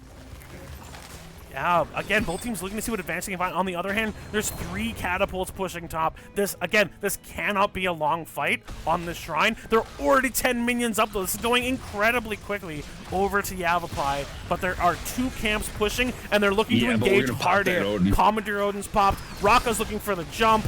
Farfignugan does come in. Here comes the bunny hop. It's not really catching too much. There's a big silence on Farfignugan, though, and he is going to go down. The pull, the black hole also knocks Born to Shine incredibly low. Galactos does get low from Hunter, who's being chased, and out comes the life bomb. It will stun too. The mech explosion is coming out, but Hunter dies as well. Anduin dies. Rock is getting low. The captain is trying to burn Andrade, but these late game fights have been so disruptive, and that is what they drafted for. It's a 4 for nothing. YavapAYAYA, they are not ready to start, and these catapults have done 40% core damage, and it's going to be a convict all by his lonesome. It's about damn time. Omster, that bunny hop spread everyone out for 30 seconds to Mosh, so Anduin couldn't be in a position to pull Farf when needed. By the time that Anduin was able to get in position to pull, it was already, he was done, and it just snowballed from there. GG, well played. And that is game number 2. We have an even series. YavapAYAYA comes out, and interestingly enough, once again, and we see this frequently happen, the team who picks the map loses. The team who got to pick first wins. Absolutely fantastic. GG, well played. And once again, Shanks, 0 deaths, tops in everything. His offlane Phoenix is to be feared. And the 4-man Diva was no slouch. Again, now Orluna did die, tied for most on the team, but she wasn't even the damage character here. Like, look, she did less damage than Diva. She was wave clear and comp clear and disrupt with wall. This was such a disruptive composition. The wall, the push, the mech explosion, the small damage. Like, she picked the talent that gave her a bigger damage mitigation window on her W. This whole team was just designed to piss off the hard engage of 30 seconds to Mosh, and it worked. It forced them into trying to fights they couldn't win. And several times in those early fights, like over the camps, that's where we saw that defense matrix come out. And if you're in a choke, it's cutting off so much damage. It just gave an opportunity for her DPS to do all the work and turn those fights. And you look at this Diva build, so I'm looking at the talents here. Every single ability that can be is a W ability. Literally built to be a huge pain in the ass. I don't know anything about Diva. I did notice that a lot of those talents were skewed toward the defense matrix. interestingly enough, quite a few of the abilities that Sonya had were more defensive in nature, and part of me wonders if she'd gone more like hard assassin and just focused Galactos, who didn't take the Emerald Winds, if maybe you get a little more value. But then again, you can leap on them and then they just teleport away and being annoying. So again, this is something that YavapAYAYA can really do. If they don't feel like their draft is going in a standard way, they'll just pick what's the most annoying crap to deal with. And it works. So excellent work. We're 1-1 in this series, and we will see where these teams will take us for game number 3. Now, I can't wait. I don't know if the NGS channel usually takes breaks, if it usually does ads, but I don't. So if anyone needs a drink or a quick breath, Gio and I will just let each other know. We are popping into game number 3, and it will be on Tomb of the Spider Queen. Yeah, speaking of which, I'm going to grab a water while everybody's loading in. Absolutely. Feel free, my friend. So, we do see Tomb of the Spider Queen. And this is the last small map available. YavapAYAYA chose this map, so first pick once again goes over to 30 seconds to Mosh, and the team that has picked has been the team, or the team that has chosen the map has been the team that has lost all 3 times. The first pick has won every game, so they definitely have that on their side. I'm also going to take a quick drink here, but just imagine the sexy, sexy draft we're going to see for Tomb of the Spider Queen.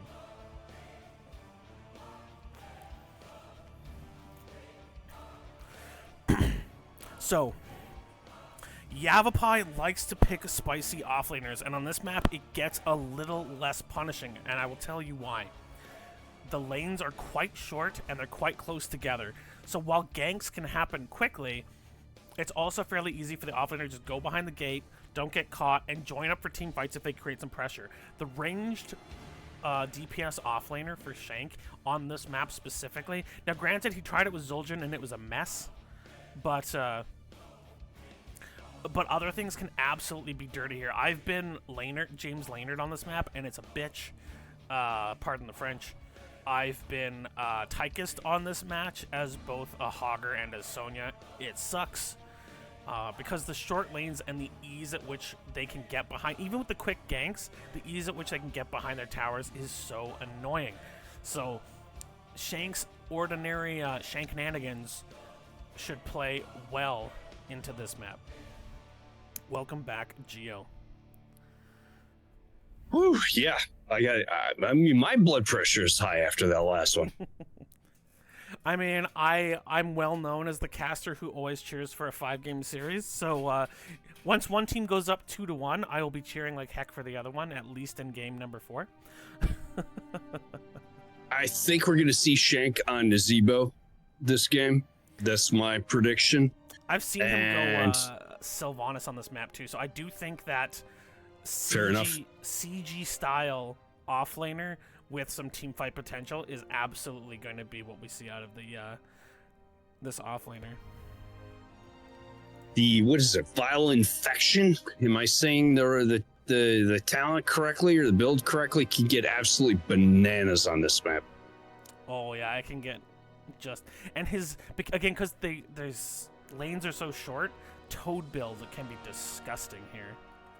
Mm-hmm. But that's a good point from Oraluna. I know you guys can't see us in webcam, so you can't see us being, both healthy and sexy at the same time. But I'm going to talk while I pop off some 10 squats here. I've tried to be more mindful of my health recently. So we're going to try and get up, force our back and our legs to do a little bit of work here, and sit down again. Yeah, since you can't see me, I'm doing the same thing. Whew.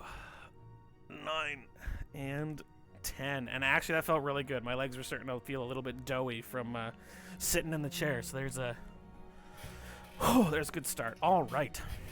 I think feeling doughy is my middle name. Anything you feel like has to be banned this match after last match? I mean, I think maybe Phoenix is a shoo-in, but is there anything else you felt like really is going to be something that either of these teams are going, we're just not going to deal with that again. If I'm 30 seconds to Mosh and I just experienced that, I would get rid of the diva for the rest of the match. 100%. We value diva in our games. Like, I think she's genuinely a very strong hero now. I think she's played very well, and I think it made the difference. Yeah, and I know, like talking to higher level players, they see where her deficiencies are, but in lower levels where things are less optimal, I think her ability to disrupt, to force fights to both sides, and to change focus,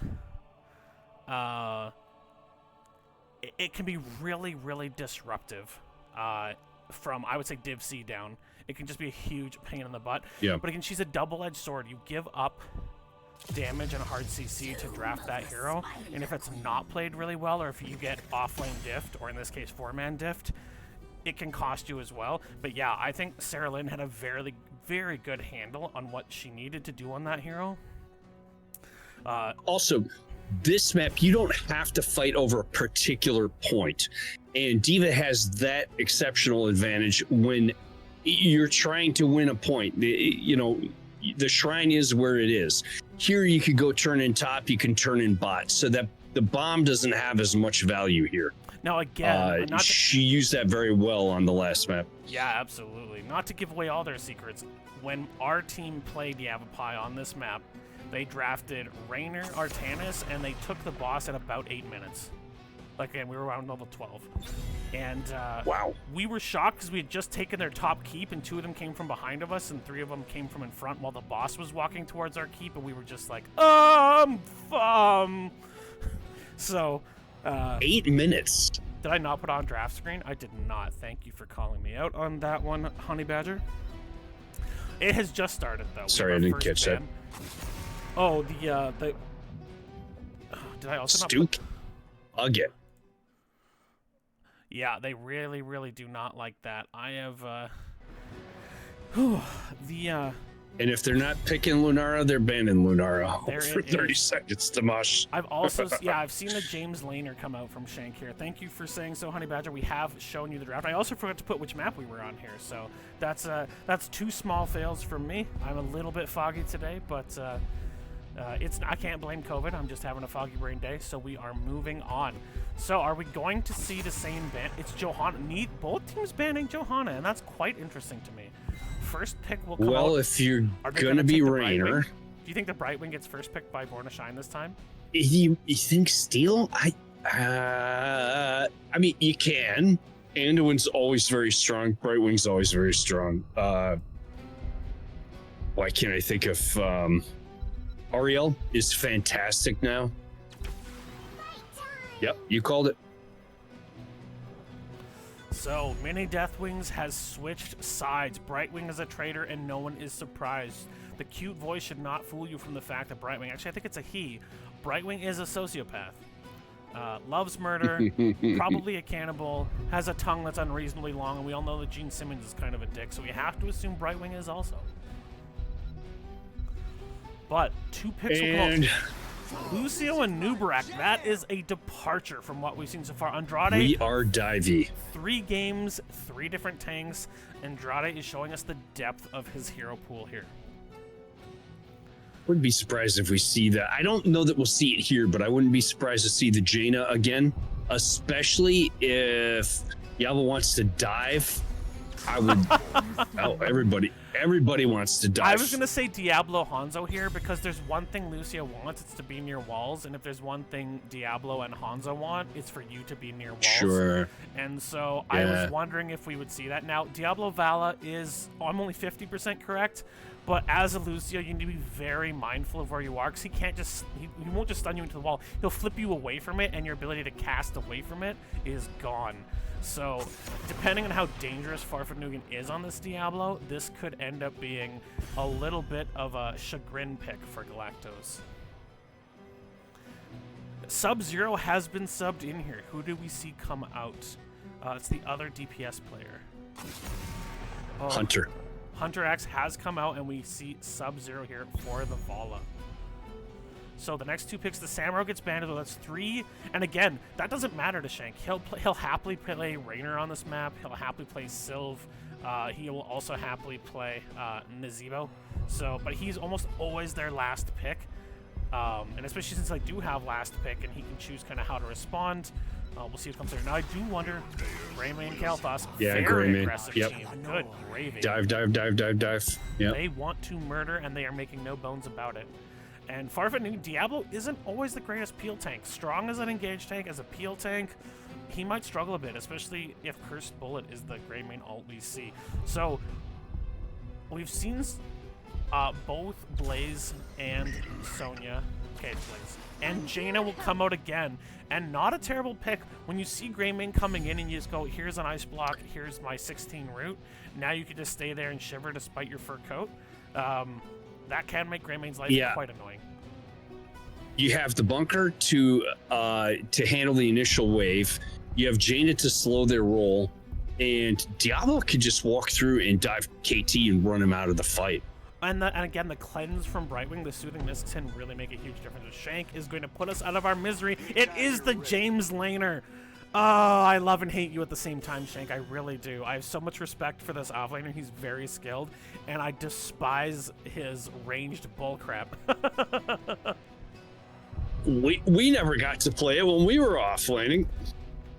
We always had to take bruisers. I'm with you. Yeah, everyone says it was a you nightmare. have to pick Hogger, you have to pick Dahaka. Guys, I'm going to say something controversial for offlaners here, and I don't mean this in a mean way or anything, but is Dahaka the most boring offlaner in the game? Efficient? Yes.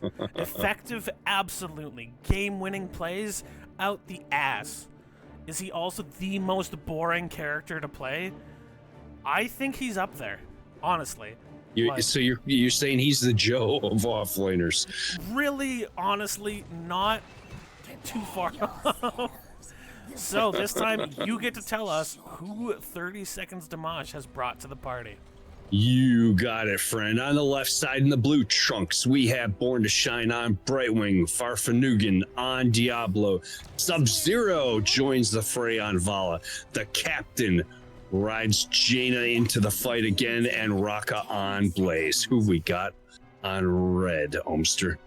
Over here, we've got YavapAYAYA. Sarah Lynn is bringing Greymane. Aura Luna is Kael'thas. Galactos is on Lucio. Shank B9, James Laner. And Andrade is the love bug, Anubarak. And everybody wants to party. We have 2 dive teams. We have all the stuff. Earlier, once again, Shank just... and this is very common for YavapAYAYA. Shank goes and does his thing in the 4-man, just has a ton of fun brawling. This is he has no interest. This is vintage in the YavapAYAYA. mid. He doesn't care about the mid shenanigans. So we do once again, we see the hyper shift, feast on fear from the Diablo, so not looking for the soul shield. We've got the Creed of the Hunter, Sub-Zero feeling comfortable as the hyper carry, and both of these DPS can be hyper carries. So look out late game. If Sub-Zero has not been punished for this gambit, the Jaina Vala combo can end fights in about 2 seconds. We've got the Lingering Chill once again. The captain knows what he wants in the Adrenaline Stim Pack from Raka. She's popped Pyro and used Adrenaline Stim Pack, and she's only even in health with Shank. So this is definitely going to be in James Laner's favor, and yes, it is annoying as ass. Thanks for asking. Greymane and Galactus. Look where Jaina is. They've gone bottom. Now, was she seen by Shank? Does he feel like he can come in here? No. He's going to keep his distance. Oh, he's looking in now. Oh, he realized... Oh, to get a stun here. Oh, Raka. Oh, there's a great stun. Yep. Is Shank going to die? Here comes the Brightwing. A Polymorph is going to come out. He's incredibly low. Can they get the damage? Yes, they kill Shank. Good catch. And James Laner is going to be having a little nap in the Hall of Storms. Great pick. And just one, and you can tell, oh, a good stun in the top lane. They've grabbed Andrade, but Galactos with a great boop there. Keeps Andrade safe for now. That sound wave boop saved his tank's life. So the Giants are getting value bottom. Sarah Lynn sees that they've walked away to turn in their gems, so we'll use Greymane autos, and we'll just Worgen through these big Anubis-looking fellers. We see the Exterminator for... So this is actually a full laning build. Exterminator, Raynor, just looking to push waves and do not much else. We've got the Mana Addict Kael'thas, Nerubian Armor, the Accelerando for the Lucio, which I've heard from people who play it, because I don't, is more effective in a competitive match. Unless you're playing ARAM. Party Mix is good for ARAM, but otherwise Accelerando is the best. And we do have the Viciousness for Sarah Lynn's Greymane. And if she plays Greymane anything like she plays Diva, Viciousness sounds about right. I like that both teams are taking just... They're not trying to hold 20, 30 gems before turning in. When they get a chance and they see it, they turn in. I like that play. Yeah, and this is not a map that has its own timing. You get to create the timing for this map, and so it's one that can be played very slowly, can play very quickly. In higher levels, you can see the game go 10, 12, 15 minutes before the first turn-in happens, because both teams play the points with so much control. Now, neither of these teams seem to have gone specifically look at the flank. for lock it down. Raka will get this done, and Blaze and Kira, I was going to say this in the draft, things like Blaze and Kira, who can create a lot of impact from a sudden gank, can do a ton of work here. Shank looking to turn in his 11. It wouldn't be enough for a full turn-in, but... Oh, just missing on the Jaina Frostbolt there. Yeah, so they appear to have assigned Captain to try and ensure that we stall out that bottom turn by Shank. And this is smart. Meanwhile... Sorry, go ahead. Yeah, go ahead. No. I was going to say, and like it's smart too, because continually posting the Captain lower down, it means that Rocket can be a little more free to not be afraid of Shank. If you're constantly worried Jane is going to pop out of this lower turn-in area to push on Raynor, you can play a little more aggressively as the Blaze in this matchup. They are jumping onto Farfanu. They're taking a lot of damage. Born to Shine with a good phase shift in. Raka is getting pretty low here. Oh, a fantastic polymorph on Galactus means that they won't further chase the Blaze as Raka stands in fire to heal herself, because this game makes perfect sense. Yeah, I think the only thing you need to think about is that if you've got Jaina on stall, that's your best wave clear doing stall. So I'm not sure they want to do too much of that. There's a balance there. Yeah, Blaze, much the same story. Need that clear for wave clear. Rock is kind of locked in this mid uncomfortable area. Galactus will get away from Farfoot Nugan in the top, and Brade is wave clearing against the Jaina. That's probably a matchup you want long term. LOL. But YavapAYAYA will be the first one to get. Now, I have often found on this map, it is not who gets the first one or who gets the last one.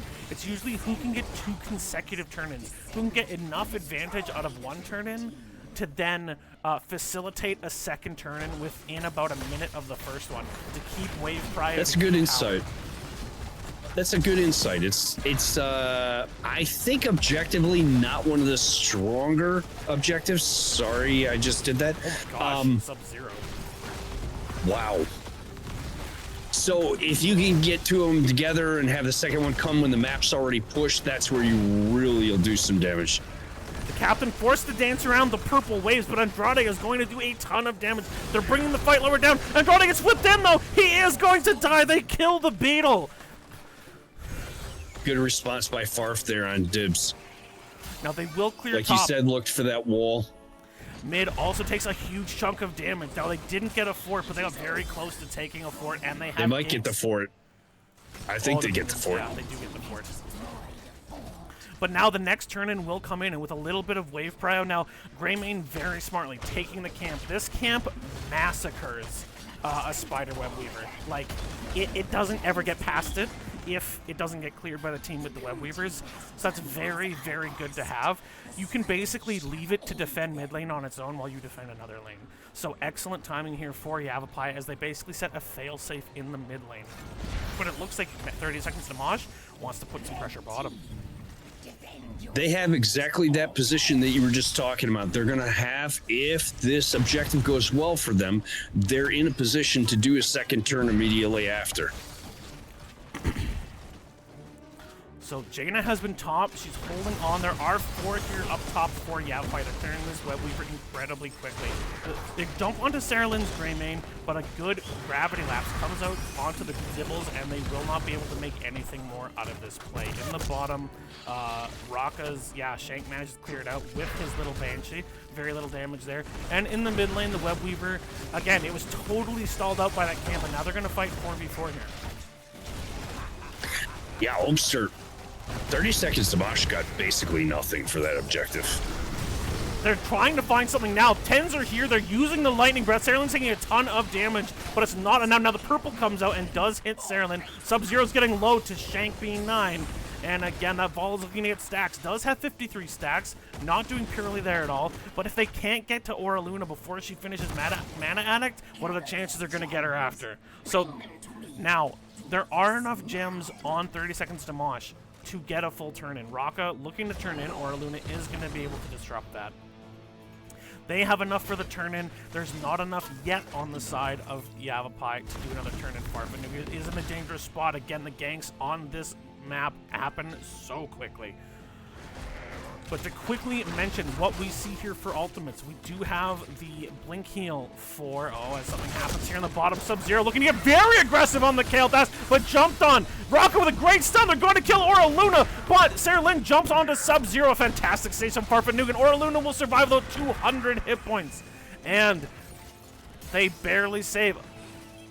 It looks like 4 ultimates were used. No, because Lightning Breath was before, but 3 ultimates used. Yeah, 30 seconds to Mosh has the advantage here, I think, Omster, because like the ults were burned there by YavapAYAYA. A lot of damage is going on to the top fort because of minions, but that will clear on its own. The captain looking to turn in. They're looking to put damage on her. But Greymane is killed by Raka in the mid lane, and now Welly is coming out, and it's going to start firing ice. It's Ice Mage versus Fire Mage, and this is going to be it. Whoever wins this fight is going to be the best in the world. World of Warcraft would put it in its lore, and that's really not something Kael'thas wants to deal with, so they're going to go even. But while this has been happening, the siege camp was taken by Shank. He's going to kill that bottom fort. They're now up 2 forts to nothing. Raka seeing if she can find it, but James Laner playing Ring Around the Rosie.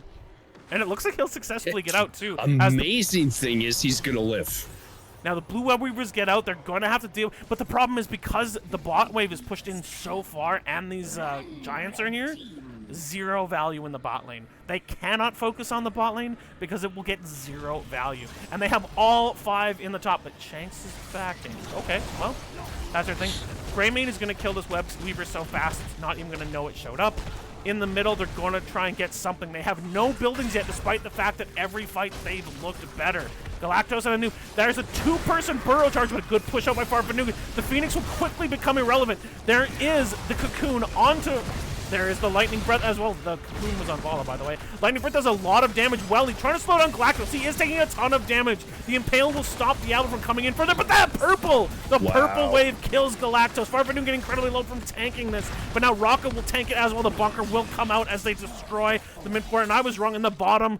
It does manage to push out and is getting damage on the bottom fort, but once again, the macro is going the way of YavapAYAYA. The team fights are going decisively in the favor of 30 seconds to Mosh. Those slows on Lucio, I think, are really making the difference. They're taking the healer out or running him out of the fights, and then it's just turning very quickly.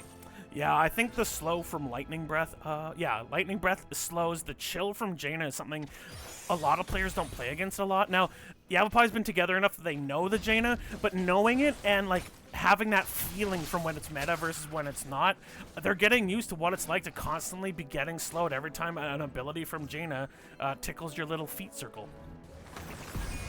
So we do have the Lightning Map Breath. looks great for 30 now.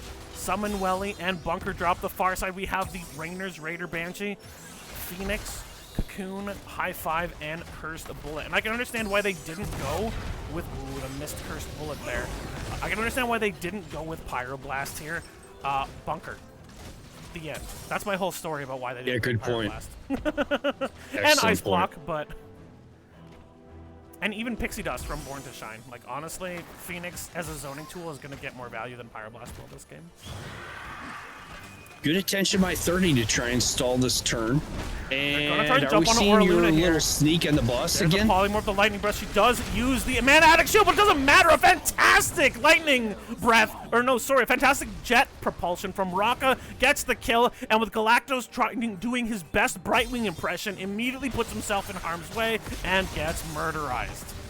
But the boss was taken once again. They did boss shenanigans. Even I didn't notice this with Raynor and Greymane. As the rest of the team was distracting, they took boss, and they will now have all 3 forward forts. As the story of this game is, YavapAYAYA can't win a fight, but are winning the game. They were doing your boss trick the whole time. That's why they comes out. Oh, the fire stomp does so much damage. A huge stun, and Jane is here as well. That's the end. Goodbye. It's hard to know when to let the co-caster talk, guys, because these teams are crazier than a couple of big butts. There's a lot going on. We have Lord of his Pack for the Greymane at 16, as we have up the frequency for the Lucio. Rocket is taking the bottom camp here, and we do have the Manticore and the Gloom for the Vala. So again, all these DPSs are going to start turning into disgusting damage machines here. But again, one of the things we see as the game gets later is the number of hit points. And only with 3 people here. In comes the Vala, in comes Farfa Nuke, they're fighting a 4v4 that started as a 4v3, but Shank's taking so much damage, and he's blown away by the lightning breath. The slow onto Galactos as the Welly just looking to put out slows as well. And again, the captain knows the best way to play Welly is to just kind of click everyone with R and let it slow everyone. The Curse Bullet will come out. Baraka had just finished turning in. There is the Flame Strike and the Impale. They'll both miss, though. And now, with all 3 lanes pushed in, this is going to look like, for the first time, 30 Seconds to Mosh are looking like they're comfortably in control of this game. The team fight wins, that 8-0 in kills are finally starting to matter, Gio. And I like this choice to sit here as 5 top. That's your best play. Get the top pushing and try to pressure that keep. They noticed Greymane was sent bottom to deal with Giants, which means the best he can do is clean the bottom Webweaver while the rest of the team cleans mid. That is a guaranteed top fort for the members of 30 Seconds to Mosh. Farfet Nukin is looking for a bad rotation, but he does get sniffed out. Out comes the Flame Strike with the Living Bomb. But he's full souls. Like, he's not worried about it. Fire? Are you kidding? Very healthy spider. He's born from fire. Out comes the purple. It hits too. That's something Galactos' Lucio has to start paying more attention to. He's taken a number of shots from the Webweaver while trying to avoid hero shots. Now, the Curse Bullet will hit Sub-Zero, but the Blink heals means that 30 Seconds to Mosh can live with full health bars. But that is a top gate is completely down. Mid-fort gate has taken some damage, and bottom gate is perfectly fine. But I mean, none of their gates have even been touched, so they're looking in a good position. No. They're looking for the turn-in, though. There's only 4 needed to turn in. Yep. But at this point, it would be a defensive turn-in. I don't think YavapAYAYA wants that. They're going to want to push out the bottom lane, get these waves to approximately neutral, and then get Web Weavers. They are now getting close to that scenario you're talking about where they would be able to swing potentially 2 turns in a row, right? They need 4. They've got 52. They're going to pick up the rest during the push. So this could turn very quickly. It's dead even right now. They get 1-2 turns in a row, it can change everything. And absolutely, they're experienced enough team to know this too. Momentum is a fickle thing, but this isn't a map like Braxis or a map like BOE where it can get extremely snowbally. This is a map where one good surprise fight with a turn-in where you get a few more gems, you fall back to another turn-in, you get 20, you kill some people. You can end this game on a bad team. This game can end on a fantastic core defense that turns into a turn where you end it the other way. Like, this is a map where turnarounds are not at all unusual. Now, the Banshee will be used to try and prevent turn-in, although that won't really matter. They only have 22 gems. They don't have any gems. The only gems that anyone has is YavapAYAYA, actually, and they've got Jimmy Raynor. One thing to keep in mind, well, wait, let me check the talents. Yeah, so Vala very close to getting the Farflight. She doesn't want any more that stats, changes. though. It's very nice now. Farfanugan is looking in a really rough position here, though. He's getting cut. He takes a ton of damage, but a good teleport in from Born in the Shrine. They're trying to jump with the Unstoppable on Oraluna. Fantastic work from Galactus, but he's taking so much damage down. He's killed by the Lightning Breath. Andrade is incredibly low. Rocka was caught in the cocoon, but that is the end of the Beetle as well. Oraluna's incredibly low. Sub-Zero looking disgusting here on the Vala. Went from 69 stacks to 90 in that fight, and all of a sudden, things are looking dire for the red team. They had swung things more in their favor, but a point I was trying to make earlier before they broke into a fight was when your offlaner is DPS and you don't have a bruiser in the 4-man, in the late game, the lack of hit points on your team means your positioning is everything. And when you can't kill a Diablo quickly against a team with as much area control as a Jaina Blaze, you're begging to get murdered, and that's exactly what 30 Seconds to Mosh did. Yeah, the difference last game, they had the Diva in the 4-man for the beef. We don't have that here. And you got a Vala who has all the stacks, all the Gambit stacks, and is stacked up to 90 and has Farflight Quiver and Manticore, and that's gonna start adding up. 30 Seconds to Mosh, they have pinged the top, and they're looking to see what they can do. They want to get this top keep. Both teams have 20. We have Invisible Friends, Lord of Terror, for stealing health for the Diablo, Farflight Quiver, Wintermute, and Burn Notice. On the far side, we've got the Duskwing, so a stronger Raider for Raynor. We've got the Flamethrower, Kael'thas, Rewind a Noob, Mixing Fire, so the high 5 upgrade for our Lucio, and we have Hunter's Blunderbuss. So 20s for everyone. The Invisible Diablo, an interesting concept. He is taking a lot of damage here, though, but Andrade will go down. Born to Shine takes a ton of damage from the Living Bomb. They're jumping onto the Lucio. Here comes a Lightning Breath, and Galactus will die again. But this time Shanks will kill Diablo. It is a 2-for-1, but he had full soul, so he will be back now. There's the root. A great ice block means that Shanks is rethinking his decision to stay. He'll get killed by Rocka, and she has been on point with the jet propulsions. Absolutely. 3 more gems gives them another turn in, and with 35 seconds on their earliest return, this looks like it could get bad for YavapAYAYA really quickly, Gio. Yeah, they're in a tough position right now. 30 seconds is an eternity. And 30 is taking this chance to just go ahead and burn down the top keep. Good priority. Open up your win condition lane. That's really good thinking. That's going to put constant pressure on their opponents. That Living Bomb is really causing issues here. Born to Shine getting chunked. They have enough for the turn in here, though. If the Captain and Rocka turn in, that will be enough all on their own. Oh, their kills are 14-1. Oh, they actually got I knew that 30 was enforcing their will, but my gosh. Well, there's a really important question that comes out at this point of the match. If they win the match but they never play ETC, are 30 Seconds to Mosh allowed to win the series? It's a coin toss. Oh, the Cursed Bullet comes out as Farfanugan walking in without fear, but he has to remember he's still only at 48 souls right now, so he's about half as tanky as he's used to. And Cursed Bullet on a very low cooldown. Now, there will be a Web Weaver very quickly coming top with Catapult support. The Raider is going to be looking from behind. They polymorph the Banshee. It has a lot of health at 20. I think that is a bit of a yes, it was a distraction. And so the Web Weaver will go down quickly. Clever little micro play there from Shank to make it harder. The ice block is used by the Captain to prevent the Living Bomb as the Raider continues to be an annoyance. Oh, the missed jet propulsion there from Rocka. She was allowed to finally miss one. They're looking to use Wintermute here as their opponents are forced to steal the top wave, and they do so much damage so quickly. The Blizzard is blowing away, and that's middle keep down, and the bottom Web Weaver, now it's taken from her. There's a huge fight coming out here, though. Rocka's getting low. She does a bunker. Out will come the Lightning Breath. They kill Anubrak. They kill Lucio. They kill Greymane. And again, these fights, I don't understand how they can have really good heroes and just get demolished. Part of it is they just don't have the finish. They have so many hit points on the side of 30 Seconds to Mosh, and it's a quad kill for Sub-Zero. Hunter X, who's that? Never heard of him. Sub-Zero has come in and dominated on this 129 stack, 0 death Vala. Game 3 means it's a 2-1 lead for 30 Seconds to Mosh. Oh, sir, this might help explain it a little bit. Top hero damage for 30 Seconds to Mosh, Farf's Diablo. by close to 20,000.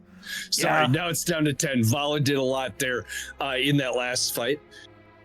Diablo did work. Farf was aggressive. And again, we mentioned Lucio Beast. doesn't like playing into the Diablo, and Diablo really took that bluff. Diablo you really went all in on a Lucio Rainer with a 2 pair. I've got a full house in the Lord of Terror. Your move. Yeah, how often do you see 5 deaths on a Lucio? That's no shade to Galactos. That's just well executed by 30 seconds to Mosh. Yeah, he really got farfed Lucio's up usually a very tough out. Oh my gosh. You didn't. I shouldn't have. And Raka's Blaze, once again, they need to stop giving her the Fire Bat because her oil spills are fantastic. Those jet propulsions are chef's kiss. I mean, again, we talked before the cast in the green room. This was a player who was once considered a bit of a weakness on 30 seconds to Mosh. But her headspace is a lot better, her dueling is a lot better, and her ability to come out of nowhere and just do whatever the team needs her to do, whether that's stun on Blaze or dual soak as Leo. Raka has really become the perfect offlaner for one of the top teams in DV.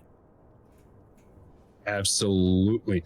And I want to say she didn't used to play. She's expanded her pool from what I used to see. It was a lot of Rexar. And I'm trying to remember who else. She played a lot of Leo and Sonya back in the day. I don't think Blaze was a first pick for her. And I still don't see her playing. I don't either. It's really strong. Dehaka, I don't remember seeing her play much of either. But yeah, I mean, don't give her Blaze is the lesson I'm learning here. So 19-1 in kills. Nothing super crazy. Bit of a living bomb build here from Kael'thas. Again, this hard push laner build works fine if you're neutral or in the lead. When you're behind and trying to defend, it actually really kind of neuters Rainer's ability to defend. And while they were able to clear web weavers quickly, it meant that they were relying on slow Rainer damage, slow-ish Kael'thas damage, and yes, a bursty Greymane, but one that kept getting CC'd and blown away. They knew who had to blow up first, and it was usually Greymane or Lucio dying very quickly, unless Andrade had taken a little bit too much before the fight, in which case he got blown up first. So absolutely splendid team fight plays, and they didn't waver. I love that even when they started losing buildings, losing macro, they didn't waver from what they would need to be successful. They just kept riding the we're gonna blow you out 2, 3, 4 nothing in fights, and eventually it completely paid off with an overwhelming win in game number 3. Yeah, you have that ranged offlaner. We just spent a lot of time talking about how impactful Blaze was with the slows and the stuns, the CC, right? You're not only giving up the beef, but you're giving up the CC that comes with the bruiser kit. So it's a choice. It can work, but you definitely lose something for what you gain. So once again, the team who picked the map loses, and we are going to be going out. Which map is this? Is this Towers?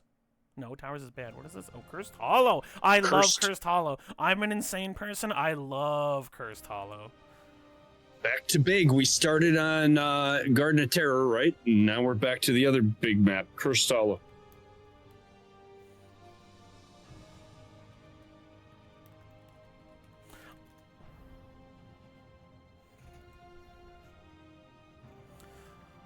Raka dropping the I wasn't expecting to sweat this much. Neither was I, and I'm casting, damn it. Some incredible. 30 seconds or more picks this map because whoever picks the map loses. So everybody, we are cheering for YavapAYAYA. We want the 5 games series. This has been epic, and the only way it could be more epic is if Shank plays Vikings, they win with Vikings, and we see an epic game 5 on something crazy like Volskaya. Why not? Because I kind of don't want Sky Temple to be the final map, to be honest. Alterac 2. Actually, I think a final match on Alterac with like the whole Horde versus alliance with Drekthar and Vandar Stormpike would be pretty damn sexy. Alterac's a fun map. So I'm once again going to do a quick set of squats because, again, my legs are actually getting stiff from sitting. But Gio, is there anything you've seen from these so far, either the huge team fights or kind of the clever macro tricks from YavapAYAYA, or the team fights from 30 Seconds to Mosh that make you think someone specific is going to take this map, or you think we're just going to keep following whoever gets first pick is getting what they want? No. I'd be lying if I said I had a clue. Each game in this match, one of the two teams has just executed their win condition a little bit better. I'm not trying to. I mean, it might sound like that's obvious, but that's not always how you win a game. But I think it's how these games have been won, right? Absolutely. We're popping into the draft now in Cursed Hollow. First pick and first ban will be to the side of the YavapAYAYA County Municipal Chess Club and Swim Team, Samuro the Clone Wars. I hate you. You did it. Yeah, I hate you guys for making me say that, but I love you for making a fantastic team that does cool things. Hammer or and Vikings? A 4-game is what series I'm so far. It's got to be. You think they're going to pull out the Vikings? I think they're pulling out something truly bizarre from Shanks. I think they really want to rattle Rocka, or they want to try and rattle Rocka again. She's shown just an absolutely rock solid mentality, but I think they're going to try to bring something weird and really give themselves an opportunity to mess with the macro, because that's where they've had success. Shockingly, Yava leads with the Stukov ban. I never would have guessed that. Maybe Brightwing here. I think maybe they go They back haven't to banned the Joe Brightwing yet. No, it's always Yeah, been they first pick, but it hasn't been ban worthy from either team yet. They've been getting rid of Lunara, and who's the other one they didn't want to see? It was a damage. Hammer, they got rid of, and they also got rid of... Hammer. You're right. Yeah. Yeah. Oh. Whoever wins this series is going to be popping off, because these have been such close games. I mean, game 1 was like 26 minutes. Game 2 was decently length as well. Now, last game wasn't quite as long, but still. It's a smaller map, which doesn't let you drag it out as much. Cursed Hollow, I would not be surprised to see another, like, level 22, level 23, and we're 24 minutes in, and both teams are just desperately waiting to see where their advantage can be found.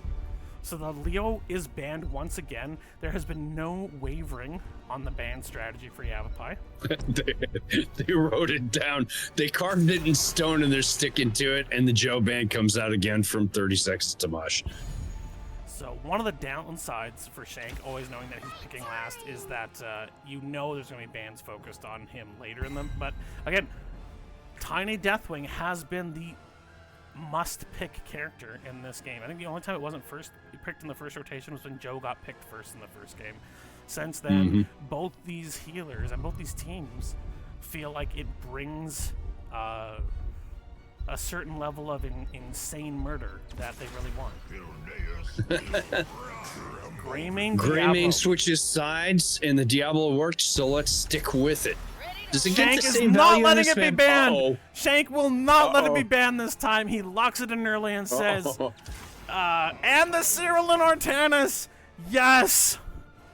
The four-man we're going Artanis. full cuckoo for the Cocoa Puffs here. Extra spicy, folks. This has just gotten nutty, and I am here for it. Game number 4, we are seeing YavapAYAYA bring their spiciest draft. So facing elimination. I was excited about Sub-Zero's stops. Greymane with Farfet Nugan's Diablo, and then Hammer Artanis made me shut up. Also, Hoku will be thrilled. Artanis has been picked. Murden does get banned. That's a good ban for this team. And Artanis' main weakness, being poor wave clear, actually is kind of mitigated in the 4-man now. There's definitely better options in the 4-man, but if Sergeant Hammer's your offlane, that's also kind of mitigated. So in a very bizarre sort of way, if your offlane Hammer can stay alive, this can work on a map like Cursed Hollow. But I could see APOC finding value on this map with how tight the choke points are. Dahaka gets banned out, and again, that makes a lot of sense, considering he can dig in behind and grab Hammer. or pull Artanis out of the way. So trying to reduce the number of heroes that can displace them makes pretty good sense when you buy Hammer. But Raka gets her Blaze, and the captain is bringing Gul'dan. Do you think Andrade goes back to the Stitches here? I really wonder. I guess the thing is No, that your it only wouldn't real have the kill target is pressure. Gul'dan. Do you want Greymane, Diablo, or Blaze in your team fight? I'm not sure you do. Yeah, and I don't see the kill pressure, especially if Sergeant Hammer's offline. I think you want what creates the most space as well. I think you pick Garrosh and try to make Diablo's day terrible. But Andrade will bring the Oh, May. just slow down the dive. Yeah, good idea. Yeah, they want to give, and the Tassadar walls, or Luna showed before, she was quite skilled at it. Now, she has to be careful because her own teammates could get slammed into that wall by Diablo, and this map already has a lot of walls and wall segments. So Oraluna's got to be very conscious about who she's providing the advantage to. One misplaced wall could be a difference. We will see Deckard Cain actually going to team up with Diablo, which I'm sure makes him very sad. In his look at that frown on his face. But the other side has Terrans and Protoss working together, so... Okay, now ask me who I think has the advantage. Who has the advantage in this game, Gio? I have no idea, Umster. Why do you keep asking me? I don't have a clue. Okay, there's a scenario in which Dibs just goes in, grabs Hammer, flips, and Greymane destroys her, right? Mm-hmm. But you got a Tassadar wall, you have May slowing down, you have Artanis blind, right? So you got me. Prepare yourself for battle. Well, if I'm remembering correctly, you get to tell us what 30 seconds to Mosh is gonna do with these. I did last time, but you are the boss. Well, I thought. Okay. No, go for it. I don't No, remember. I did first and third. Okay, all right. Farfet Nugan has brought Diablo. We've got Raka bringing the sexy Blaze. Born to Shine is on Deckard. The captain is on Gul'dan, and Sub-Zero is the Worgen champion, Greymane. This is 30 seconds to Mosh. Let the battle begin. And on the right side in the red trunks, we have Shank B9 on Sergeant Hammer, Oraluna on Tassadar, Galactos on Brightwing, Andrade on May, and Sarah Lynn on Artanis. Looks for that early flip onto Raka, but it was more of a hope thing, especially once the oil spotted him out. And Born to Shine just throwing healing potions out there. I don't know why. I love the sound design of those. The bloop bloop bloop is just really great. Boop, boop, boop. But not looking for the early game battle there. Looking at the talents, we are going to have the Scroll of Identify. Not something we often see here, but if you're going to be looking to fight a lot, it can find value. Feast on Fear once again. It is Viciousness for this Sub-Zero Greymane. We've got the Echoed Corruption, so it will be an rebuild here. Again, with all the choke points we see on this map, that could be very valuable. And Adrenaline's Impact. For the opposing team, we do have the Advanced Artillery, as per usual for the Greymane, making Raka's life difficult in the top. We have a Static Charge Shockwave build-up from Tassadar, Hyper Shift from the Fruit Fly. I hate quoting Calvor. From the Brightwing. We've got Heavy Pack, so an additional, or not, this isn't the additional one, but the Duration of Blind from the May, which can be very strong against a Worgen Greymane engage. And we do have Amateur Opponent. So, slightly stronger camp clear from this Artanis. And they Raka, take advantage of that immediately. Raka whiffs jet propulsion, not even scratching the paint on that Mafia car that Shank B9 is driving. As Artanis... Sometimes it's about sending a message, Homester. And the oil can be quite annoying to her attack speed. And with her already slowed movement speed, even at 7, very annoying, very annoying. But both teams going for their heavies. Camp, Sarah Lynn a little slower with the Artanis, but doesn't need the support to do so. There is the stun onto Mini Deathwing, but does manage to get away without roaring Cataclysm at everyone. Cataclysm! I'm gonna tear the world in two! Gather tribute. Okay, are you actually doing that live, or do you have a soundboard? No, I made that. How do you get in that register, and are you sitting on your... There's the grab on May, taking a ton of damage here, but the ice block will keep Andrade alive for now as Saralin jumps onto Sub-Zero. Brightwing is grabbing experience bottom, as you want your global to do. And in the top, Rocka looking to make life difficult for Shank, who does see him with the little spider mines. Rocka does start channeling, forcing, but there is the snowpack from Andrade. The snowball comes out. Shank forced to move in, doesn't have 7 yet. There's the stall. Oh, but a bunch of different abilities come out. Rocka will be stunned by this. The wall comes out as well. Andrade not quite where they wanted to be. Farfanugan takes a little bit of damage. A fantastic stun from Rocka. Stops Aura Luna from getting that shock ray off. But it is 5 versus 5 now. And the healing potions can only come out so fast. Both teams looking to create problems. An attempted swap there from Saralin. Rocka just getting health back by standing on fire. Farfanugan trying to see if someone will stand close to a wall. Nobody willing to stand close to a wall. I cannot imagine why.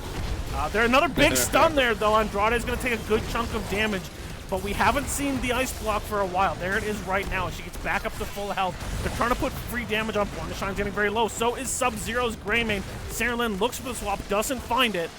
Out comes the Psy Storm and the Ice Storm, but I do think our blue team is going to be forced. Farfanugan is going to use the Fire Stomp from behind, and for now, that will delay Galactus. Andrade gets healed by the tiny one. There is the leap onto Andrade, gets incredibly low. There is the lockdown, a few more stacks, but that's the end of Gul'dan.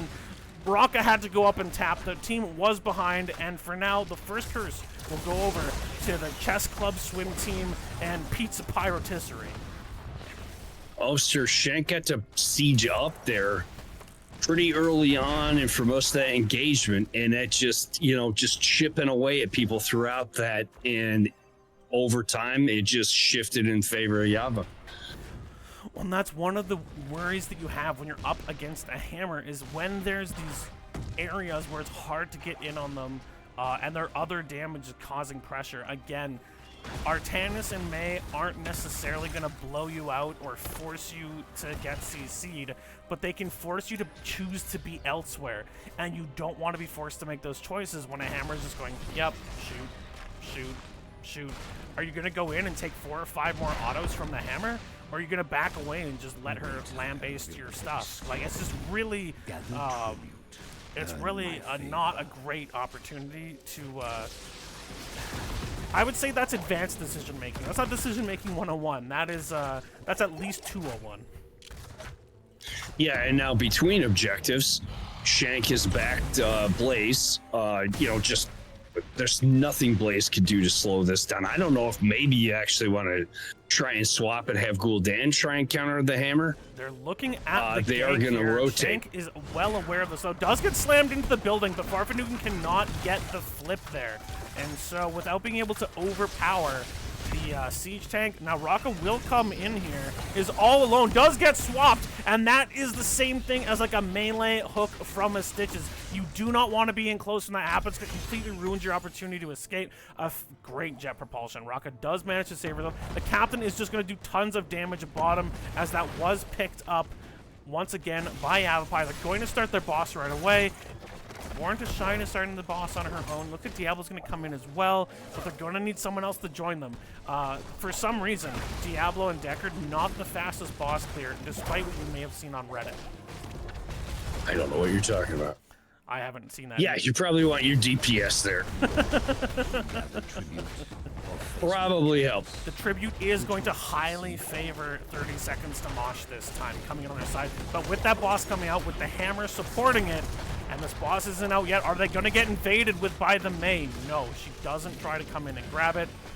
They didn't know how close it was, but that top fort is 100% going down, as they just look to delay this. If they can get top fort, get Bush or get boss pushing toward top keep, and delay this until hammer comes down and possibly win a fight, that is best case scenario. That is a win con all on its own, but they decide instead that it's a bit too risky.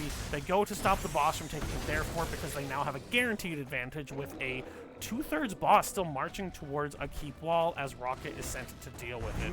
And that will be the first tribute on the side of 30 Seconds to Mosh. Both teams are 10. We see the Lornado, Lightning Breath, Cursed Bullet, Horrify, and Bunker Drop for plays.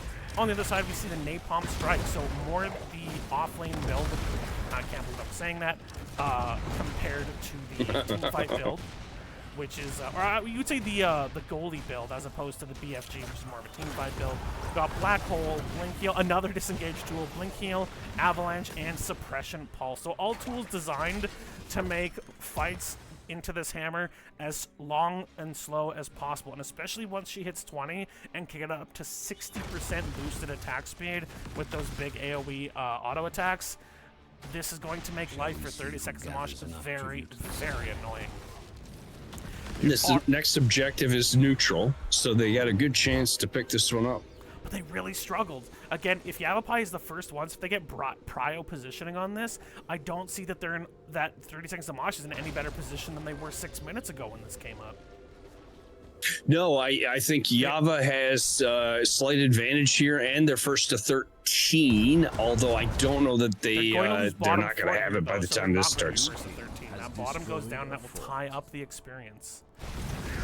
The 4v3 currently, they're still trying to get the hammer over here, but she's moving. The Horrify comes out, and Artanis will go down. No! Those, not believable, she's still alive! She's at 40 hit points! I don't want to have that high of a register. Here comes the hammer. The fight is taking long enough, the hammer can come in. Sub-Zero is just autoing away, but is forced away by the Blizzard. Raka trying to create pressure in the back, but the Captain and Raka both incredibly low, and Sub-Zero has just been keeping, or Born to Shine has just been keeping the front line alive, but Raka and the Captain looking incredibly low. There's a ton of damage coming out once again onto Sarah Lynn, but they kill Raka's Blaze. She still had Bunker, so a slight misplay there from our stalwart offlaner. YavapAYAYA does get the stun onto the Artanis, but again, these long fights are really, really starting to favor YavapAYAYA. They want this third one. A ton of damage going to Sarah Lynn, but that will be the end of Greymane. YavapAYAYA getting low. Born to Shine has no hit points, but the Suppression Pulse comes out for reasons. Or Luna will catch it. Will YavapAYAYA die? They're going to try and kill. Oh, what a fantastic swap! YavapAYAYA has given up on staying alive. He turns into a Widow Piggy. He flips the Protoss. He says hello to a wall and lives longer than he probably wants to. He's out. Now, they did get bottom fort, and mid fort is taking a huge amount, but with the minions dying, this siege camp is now getting nothing, and the same in the top. Without minions to help, these siege lines will go down very quickly. 30 Seconds to Mosh is going to have to find an alternative method in these team fights while getting a main pick. Doesn't hurt. They cannot have extended fights within that red circle of doom. They're going to keep going that way, so they've got to find some way. Either Dibs dives through to the hammer, or Dibs gets a pick out of the circle, but they're going to have to be mindful of that hammer range and not fight within it. And again, what does YavapAYAYA like? To split fights up, and that's exactly what happened. As we look on the map here really quick as they're resetting, over here was the front line and the healer. Underneath was where the damage dealers were, and that Raka and Gul'dan were on the lower side, while Greymane by himself with the Diablo trying to create enough space. But the fact that once again that fight could get that split up by the way YavapAYAYA was playing speaks to the fact that they're taking a very coordinated team fighting team and forcing them to make choices. Andrade, he's calling the team. They're going to try and kill this Gul'dan, and he should be alone. But Deckard is coming up as well. This is going to be incredibly dangerous. Out comes the snowball. It's going to just miss. YavapAYAYA is up here as well. The attempted swap just comes up short from Born to Shine. Out will come the Lornado, but they want to counter engage here. They want to try and take this top fort. They jump toward Andrade. He takes the Echo Corruption. Only 21 stacks still so far. The Horrify will come out, but it hits no one. Andrade is unstoppable here. The attempted swap, it will go on to Raka, as once again, Shank is coming up from the bottom. This is a 5v5 team fight in the top. Waves are actually pushing in priority for 30 Seconds to Mosh. This isn't a terrible fight for them, but again, they're realizing if the fight goes on for too long, they are in trouble. Oh, the wall comes out, as does the Blizzard. That's a stun. There's a Polymorph. Born to Shine is trying to save, but no, gets swapped in, and that will be a 2 for nothing. As once again, phenomenal execution. YavapAYAYA has played this before. They know what they want to do. Now, they are going to lose top fort with this camp pushing. They have nothing to stop it, and they're not even interested in doing so. Instead, they will steal the boss. They want a 5-game series. They have listened to the people. They want this to go 5, and they want you to feel hype. So hype in the chat, guys. Sure, it looked like that was an orderly retreat by 30 seconds to Mosh. It looked like they walked away and got out of there without any damage done. And then the wall and the swap just absolutely changed everything. Absolutely. And an interesting thing, Shank trusts his team so much on this hammer that at 4, he didn't take Unstoppable on his E. He took heal in fights, which means his sustain is so good, Brightwing doesn't even need to look in the tank's direction. Now, once again, this Siege Giant, there's only one of them left, but it is just pushing for free in the top. They're looking to tank this one here while 30 seconds to Mosh defeats this boss. It is going down fairly quickly, and Greymane and Gul'dan are quite good at clearing, so they won't even lose a fort here. As long as they clear these. Yeah, of note, Omster, 6 kills to 1 for Yava, but look at the map. The map's still an advantage of 30 seconds to Mosh, so they're making great decisions when they're not in these fights. The fights are going difficultly for them, but they're getting value elsewhere on the map. So they're not going for the mid fort. They're going to try and take this fight in the boss pit. The black hole comes out and hits nothing. That's actually a huge fight-lose condition. The boss will go down, but Sarah Lynn takes a ton of damage. Out comes the Tornado. Out comes the Lightning. They've stolen the boss. They've killed May. They've killed Brightwing. They're going to kill the Artanis as well. Rocka getting incredibly low, but she pops the bunker this time. She won't miss. That's a Tassadar goes down to the Greymane. Artanis goes down. It's a 4-for-0. The boss has been stolen. Shanks has been flipped. He does manage to push Farfetnugan away, but an absolutely brilliant team fight. And I honestly think a big part of that win for 30 seconds to Mosh was the early use of the black hole. It hit nothing. It could not bring a disengage. And this time, Diablo knew exactly where he was going. And top hero damage so far. Diablo, that lightning breath is doing work for him. He's got 30,000 less damage than Sergeant Hammer, and they're winning the game. Which, again, for all of you who sit and storm and go, I've got the highest damage in the game. Guess what? It doesn't matter. It's not everything. It is not everything. When your tank is doing, 5,000 more than your Greymane, that doesn't mean that your DPS is garbage. It means your tank is doing work. Also, he's probably playing Diablo, because an aggressive Diablo does work. So, we now have a big map advantage and a full level lead. Farfetnugan kind of gets caught here a little bit. Oh, the swap on the captain is beautiful! Yeah, that is going to be the end of Gul'dan. The black hole will come out. They do kill the fell orc. And Farfetnugan will charge Andrade to try and get out. But here comes the Tornado. It's going to push back a few. They're trying to disengage here. Farfetnugan trying to make it so that they get him. They do not get his teammates. The polymorph will come out, but he is full souls. He will not die. And even if they give this over, it will just be a 2-2 tribute. Swippity swappity, get off my property. I couldn't say it any better, Hoku. Sorry, 30 seconds to Mosh had Greymane down, taking that siege camp, which is great, but then have your other, your damage and your healer sit down with them, have Diablo post up and anchor at that point. That way, if the opponent comes in on you, have an escape. Now this is a 44. Shanks is in the bottom clearing the wave. A ton of damage is coming out onto May and onto Sarah Lynn. Galactos is getting the heal out. Farfetnugan gets low, but they do kill the May. And every fire stomp he gets, it hits a hero, he's getting a ton. Now the Unstoppable will come out for Artanis. Out will come the Scroll of Identify. It will hit 2, and that's 28 stacks so far. Again, only 26 stacks on the Echoed Corruption for the Gul'dan. And I do feel like this has been a bit tough for the captain. This Gul'dan has not felt nearly as comfortable as the Jaina. But it doesn't matter. They have the curse. They have camps pushing in 2 of the 3 lanes, and there's 28 seconds before Andrade's May hits the field again. This Yava's in a really tough position, and 30 seconds to Mosh has an excellent chance to finish this series and move on here. 20s are out. A huge Horrify. That will be the end of Shanks' Sergeant Hammer. Gets the shield. It is not enough. Black Hole will come out, but they're still going to lose this fort, and they are down a hammer for 55 more seconds. They're putting a ton of damage on the Farfetnugan. They can kill, but a great stun hits all 3. That Galactos blink heals at the very, very last second. The Tornado is going to kill Artanis here. 20 means multiple Lornados. Galactus is getting low from Sub-Zero's Greymane. A fantastic blink heal again. Galactus playing out of his mind, but the Gul'dan gets the final shot. Orluna getting low, and Andrade looking to try and defend here, but it's at 60%. The core's at 50. It's at 40. It's at 30. It is at 20. May dies, and it is over. It is 3-1.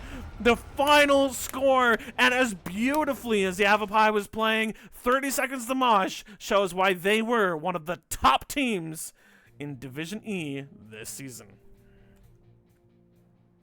Good game, well played by both teams. That was really interesting to watch. It felt in every fight like YavapAYAYA is winning the game, and then you look at the map, and 30 Seconds to Mosh had just constantly made choices that were giving them advantages on the map, and then suddenly the team fights shifted. I think right around that 10, maybe level 13, this team fight started to move in their direction. Well, it was really that boss invade. When that black hole missed and they could come in and kill 3 people, and this is where the Artanis and the 4-man does cost you. You can only protect the Tassadar or the hammer, and as much as Shank was good at protecting himself, it became protect Tassadar in a boss pit without black hole, and that was completely untenable into the... When you have Greymane and Gul'dan, you have to deal with the damage in your face and the damage at the back, and it really, really worked fine for them when they could control the pace of the fight, when they set up first. But they did not have the right anchoring strategy to stop the engage there, and that turned the game on its head. Excellent, excellent work here. We'll give you a quick look here at this, but we would like to interview our winning team. We'd like to hear from the team going to the finals, 30 Seconds to Mosh. So we'll see who they send to us.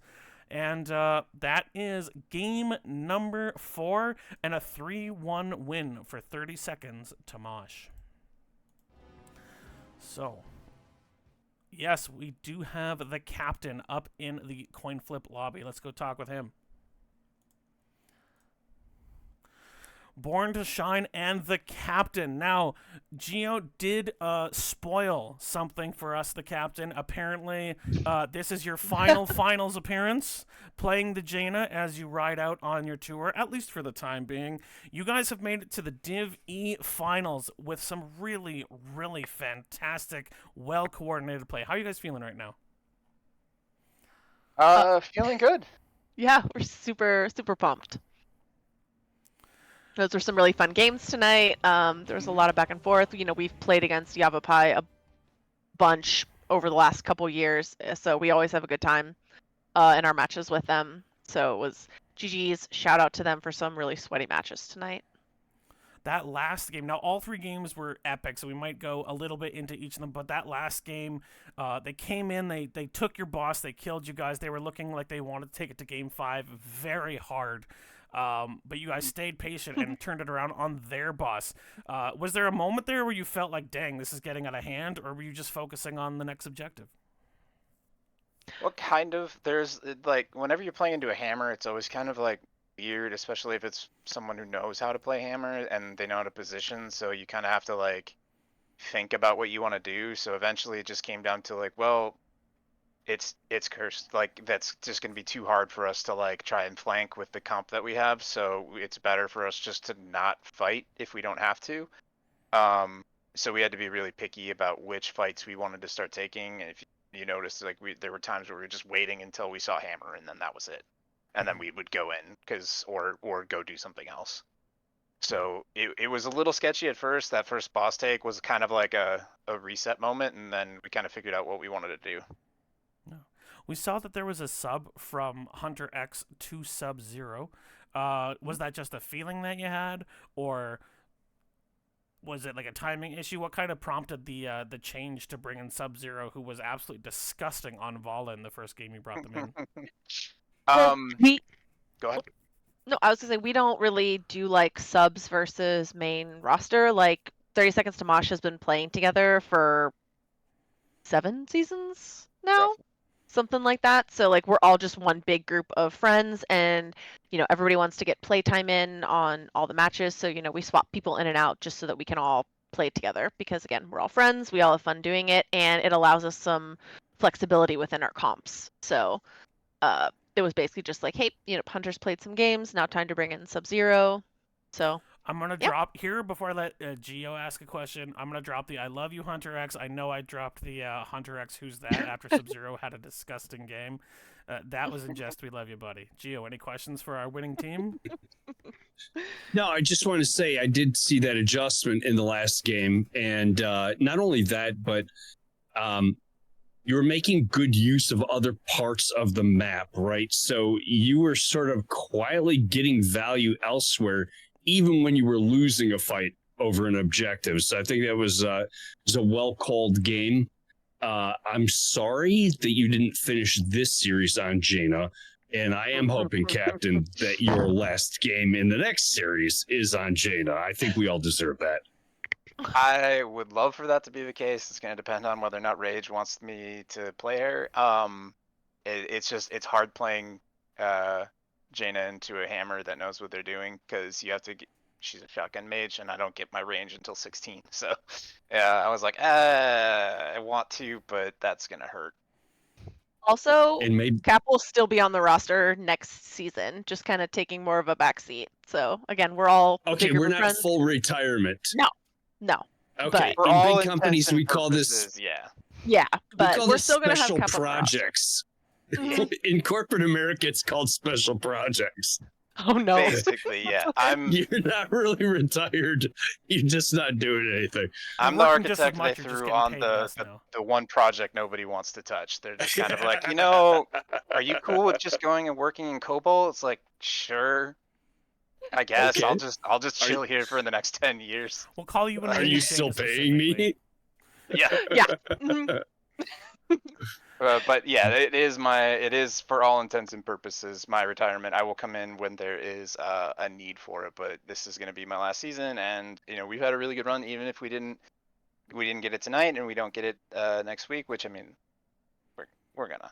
But like, I just enjoy playing, and NGS has been such a huge part of my life, so it's going to be bittersweet, but I'm excited to see what the team can do in the future, and I'll still be here. So, quick question: Is it? I So- wasn't looking. Is it settled that Rage won the other semifinal? Yes. I believe so. So I think Yes. we'll be It'll I be think you we'll be guys going versus against Rage in Rage. the final. Yep. Which is actually interesting because Rage, most of the team members on there were the second version of Souls in Slow Mo after we left for 30 Seconds to Mosh. So we'll have some Souls in Slow Mo OG versus OG in the finals. I was on Souls in Slow Mo the season they Fantastic. transitioned to Rage, so I'm also quite familiar with those folks. So Yep. looking forward to that. I final. remember That's playing awesome. into gosh. you as well and scouting you. Yeah, exactly. So game one went, I think, 27 minutes or something along those lines. Both teams looked like they were starting to get very, very cautious, trying not to make the next mistake there. I believe it was Garden of Terror. But I got to shout out Rocker. Her Blaze, now her Sonya wasn't great in game two, but her Blaze in all the other games was so on point. We gave her a lot of shout outs. But going back to that game now, yes, there were some huge jet propulsions that helped finish it out, but where were you guys in terms of thought process when the game was getting really late, when every time there was a pick, there was a chance the game could be over? Where were you guys? Like, or what was the mood on the team as the game was getting really late and it's starting to get tense?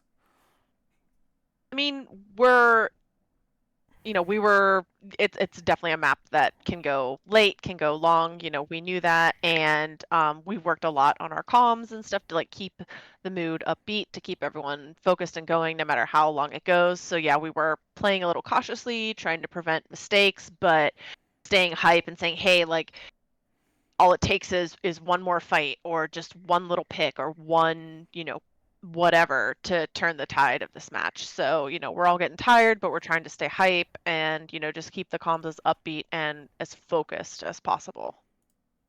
Yeah, and game two ends up being on Shrines. Again, a map that ends up looking really even for big chunks of it. They start to roll in the late game, and the later the game goes, just the harder. Like after 20, they seem to just win fight after fight after fight. Is there something that you feel like you didn't quite connect as well as you'd like to as a team in that one, or do you just feel like the draft they had kind of forced you to reset? It was a lot of the draft. Like it was really hard to go when you're on Infernal Shrines and they have a diva, especially a diva who takes bunny hop, you kind of have to wait for the bunny hop because it's unstoppable and it just kind it's a really good counter engage. So if Hmm. diva's in the 4-man, you have to plan for the counter engage. And when you have a Garrosh, like Garrosh wants to go in, and Farf was doing his thing, so we had to kind of play around it. But unfortunately, it's just the coordination gets really difficult when you have some backliners. And I mean, we had Luna and Tychus. We did something a little bit different in there that maybe we weren't 100% ready for. But I mean, I think it would have worked had we changed up how we thought about the match or thought about that game. So it's just one of those ones where it's like, yeah, it's a good one to take our medicine on and go review it and see what we could have done differently. But it went like almost pert near 30 minutes. So Yeah, I feel like like Bornashine's Anduin still has a diva mech print on its face. Um, Yeah. game might three, have might have some PTSD. game three, Farf's Diablo led the team in damage, and for a good chunk of game four as well. He actually may have finished with top damage in game four for your team. Let me double check. He does. Oh. How nutty is that man's Diablo, and how much of just I mean, once you unbottled the Lord of Terror and he just went ham, helped by Rocco's Blaze. I mean, how easy does that kind of super consistent, super aggressive frontline make the life for Captain Barnashine and Sub Zero? Listen, we don't well, need to inflate Farf's ego anymore. So, do you know the story of Pandora's box? Because it's basically that's Farf's Diablo. It's one of those ones where you just kind of go Farf, go, and then you just pray that you're there when he goes. In reality, though, it's one of he's hyper aggressive on it, but he's very communicative and he knows that hero extremely well. So you know, it's not really even it's not a hidden secret or anything like that. Like Farf plays a lot of Diablo. He's played it a lot for us. Like it's a pretty well known pick for him. So the main thing is just you have to listen when he's going to go in and pay attention to when he's calling his different abilities, and then follow up on it. And if you do that, it's good. If you don't do that, you'll probably get yelled at. So there's those things. But it's a trip, and you just kind of hang on and you grab your own shit handle and you go. So I have one more question, then I'll hand it over to Gio if he has any. It seemed like Brightwing was a huge priority. Neither team willing to ban it, but both. I knew going in, Born to Shine loves it. I didn't know what Galactos's preference was, but it seemed like they picked. I think 3 of the 4 times, and you first picked it the other time. Do you guys really feel like Brightwing is that great of a hero, or is it just something that you feel like both heroes are really comfortable on? Probably a little both. The thing about Brightwing is when there's a good Brightwing, it makes an off-lane gank very difficult, and when you have a squishy, it's like what Shank likes to play usually in the offlane. It makes it really tempting to go for it. But in the draft, as soon as they pick Brightwing, it's like, okay, well, I verbally say like, okay, well, we can't really go for a gank here. We might be able to like scare them, distract them, and get the telly off at the right time, but we're not. We're probably not getting a gank here, so we have to make sure that it's really worth it when we're doing that. Oh, and Rocco, you can tell her that this is from number one caster NA, but she owes you Rocco owes you a beer for showing up as Jaina in the bot lane to keep laner from getting out of control, because I've done that matchup into Shanks' laner as a melee offlaner, and it sucks big time. So forcing Shank to think that the Jaina was coming, look out, winter is coming. Rocco owes you one there. Gio, any questions for this for our team going to the finals? No, you covered it. It was a pleasure to watch. I appreciate you you opening yourself up to a co-caster, Omster, and congratulations again to 30 Seconds to Mosh. GG, well played to YavapAYAYA. It was a hell of a match. Great ride. Do you guys have any Thank you. shout-outs you'd like to give before we give this stream a wrap? Babe, go ahead.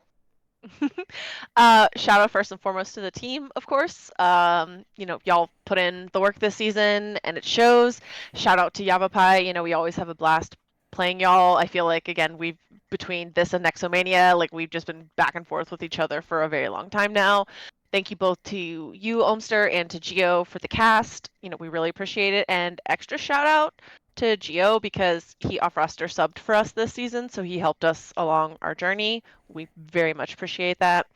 And as always, to our coach Teal, thank you for putting up with our shenanigans and helping us to improve. Yeah, it looked like a really clean team game. Some really good macro play. Like, macro decision making, but the macro play, like where the team acts as a group, was really awesome. I'd also like to thank Gio. Amazing co-caster. Had a great time. Would definitely have him on again. Now, I've never done this one before, but the finals are coming up next week. Do you guys have any smack talk or threats you want to throw at Rage? Any, what's the word they call it? Any whiteboard material for your opponents? Or are you going to go in classy? It's up to you. I mean, I'll just say this. Let's have a good, fun, clean game. Rage is another team. We have played against them quite a lot in between Nexomania and NGS. So, we've all played against each other. We're familiar with each other's plays and hero pools and stuff. So they're going to be fun games. No shit talking. Let's just, have the two versions of Souls and Slow-Mo face off. Looking forward to it. Thank you so much. Like Gio said, congratulations. Awesome 3-1 series. You guys definitely earned it. Thanks for coming in for the interview. We appreciate it. And thank you so much to Gio for being a top-notch co-caster. That flow was sick. And I just feel like every playoff game needs two casters to cover the epicness of it. So thanks, guys. Yeah, thanks. Have a good night. Thank you. Yep. Have a good night, guys. Good night. Appreciate you, Omster. So that is going to be it for our Div E NGS Season 19. I think this is a quarterfinal or a semifinal. Anyway, it is the match before the finals. Next week, Semis. Rage has overcome... Who were they playing now? They were playing... I saw it and I have forgotten because my brain is... Wasn't Habitual Line Steppers, was it? I think it was. Yeah. Yeah. Yes, Habitual Line Steppers Should be. Oh, no. Yeah, because they beat us. Yeah. So Habitual Line Steppers play Rage. Rage comes out on top. So next week will be really aggro ghoul elites playing up against 30 Seconds to Mosh, the number 1 and 2 teams out there. We're gonna have Farfoot Nugan up against Honey Badger, both excellent tanks in their roles. We're gonna have, two cool captains in Born to Shine and K4K making, great draft calls. And we're going to see some amazing macro. Sounds like Teal has really up 30 Seconds to Mosh's game, and I know that Honey Badger's a very confident shot caller for really aggro ghoul elite, so it should be an amazing match.